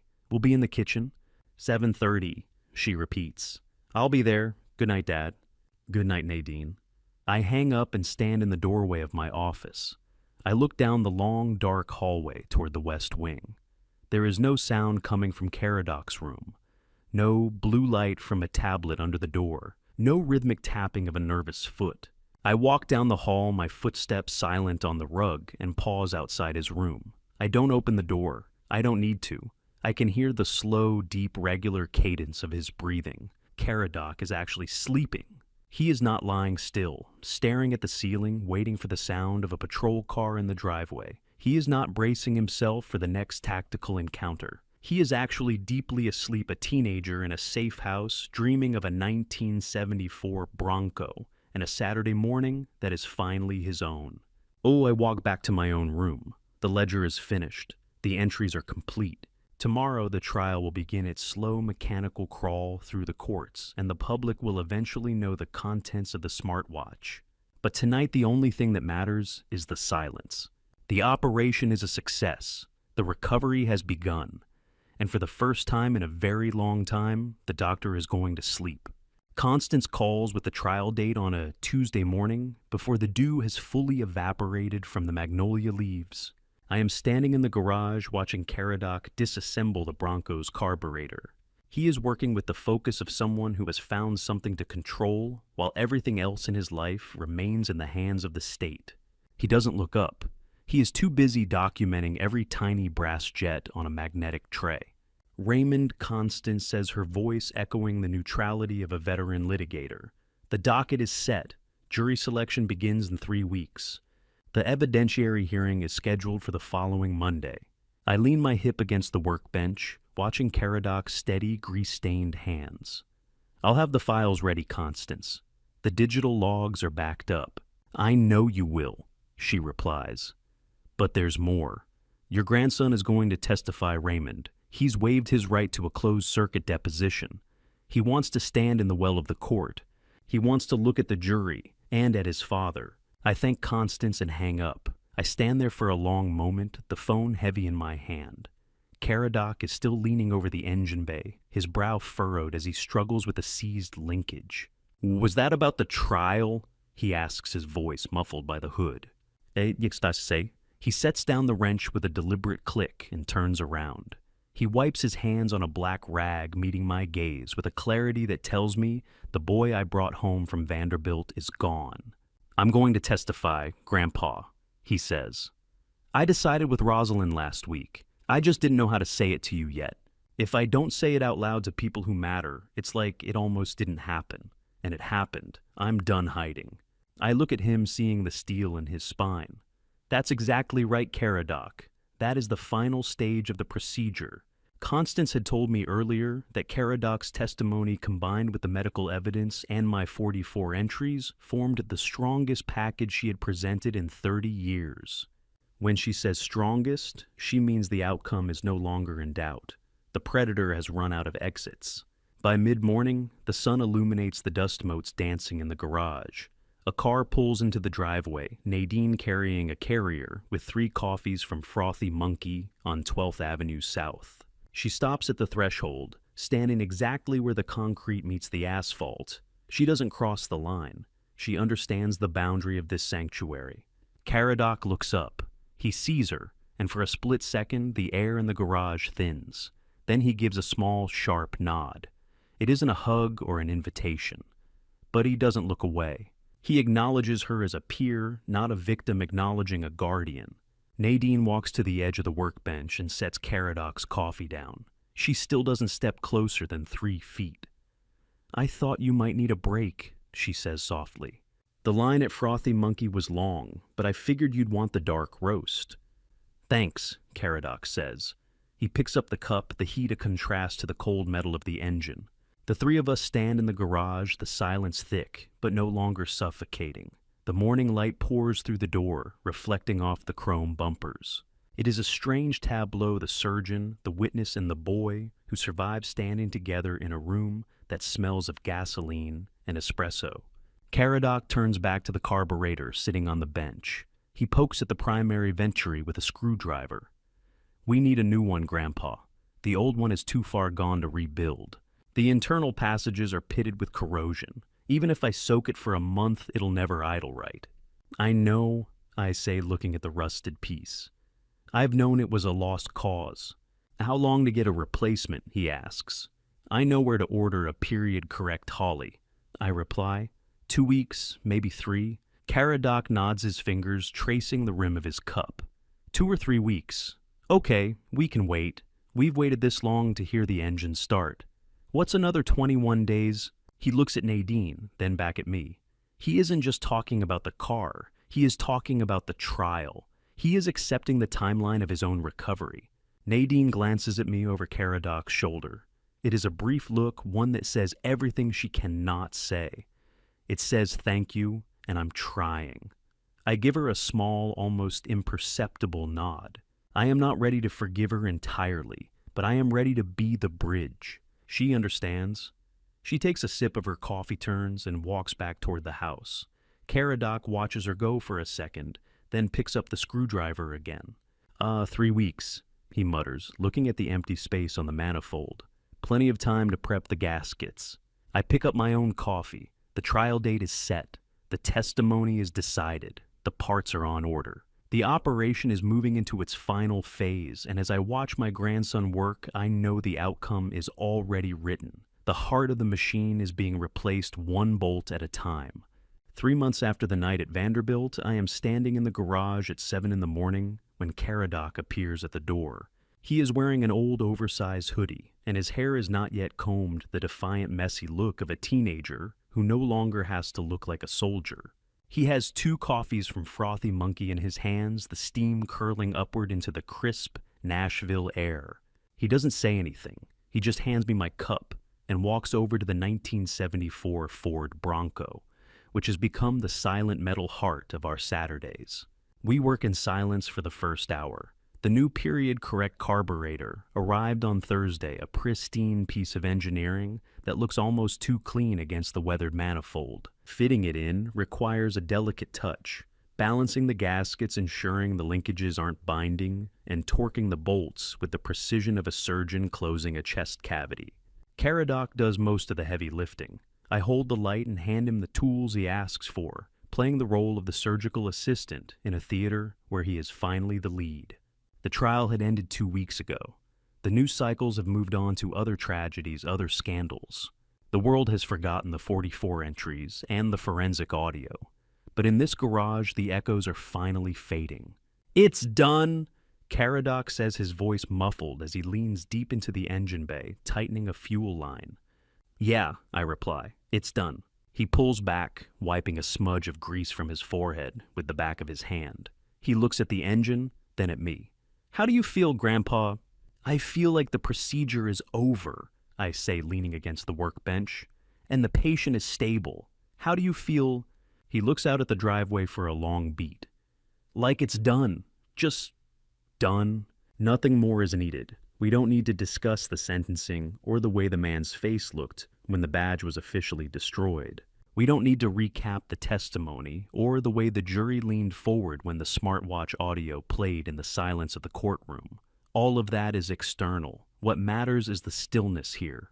Rosemary Vance brings biscuits out to the garage at 8. She carries them on a warmed plate, the scent of buttermilk and honey cutting through the smell of gasoline.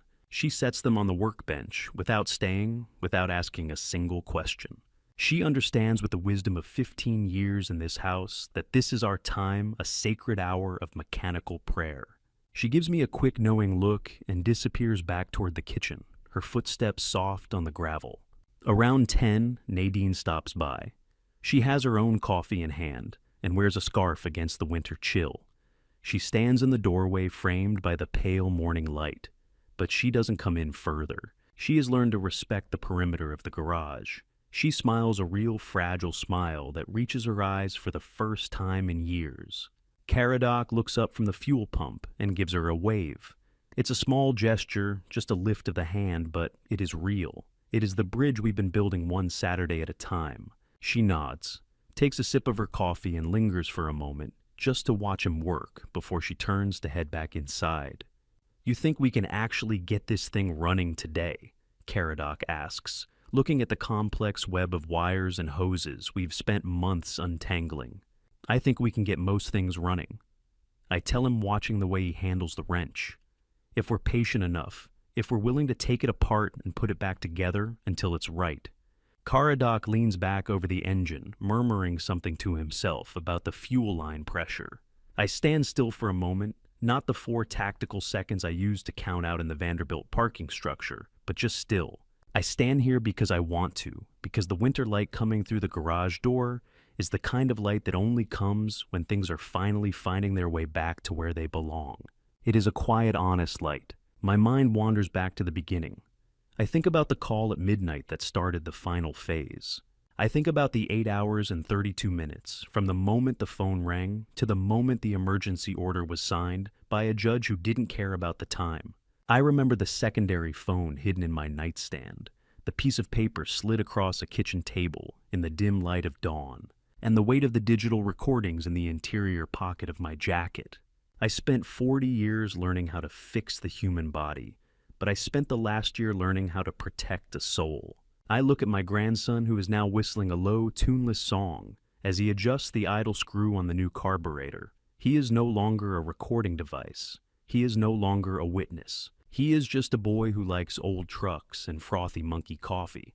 He called me at midnight because he had a number that worked, and he believed I would come. That is the whole of it. Everything else, the entries in the ledger, the recordings, on the watch, the court orders, the felony, charges, the long days of the trial. And even this garage on a Saturday morning with the winter light and the 2 cups of coffee, all of it proceeds from that one fundamental fact. He believed I would come. I came. That is enough. That will always be enough. This is a family story I carry with complicated pride. I did what needed to be done, but I waited too long. I saw the bruise on my daughter's arm in October. I wrote it in a ledger and said nothing. I told myself I was being careful and calculated. The truth is simpler and harder to accept. I was afraid. So, hear me clearly, don't be like me. Documentation is not protection. A notebook full of timestamps cannot hold a frightened child in the middle of the night. Your voice can, your presence can. Every family story that ends in survival only does so because someone refused to stay silent for one moment longer. Family betrayal doesn't arrive loudly. It arrives in the shadows in a text message that sounds carefully rehearsed in a dinner table where one man answers every question not directed at him. Family betrayal grows strongest in the dark, fed by fear and the hope that things will somehow sort themselves out. But they can't. By the time family betrayal becomes impossible to ignore, it has already taken everything from someone. I'm not a religious man by nature, but I believe God placed that phone number in Caradoc's hands for a reason. I answered when he called. I almost came too late. Don't let that happen. This family story draws inspiration from social issues surrounding domestic violence and child protection. Certain elements have been dramatized for storytelling purposes, but the weight behind every scene reflects realities happening in families across this country every single day. Thank you for staying with me throughout this entire journey. Tell me in the comments, what would you have done if you were in Raymond's position? If this story touched your heart, consider subscribing so you don't miss what comes.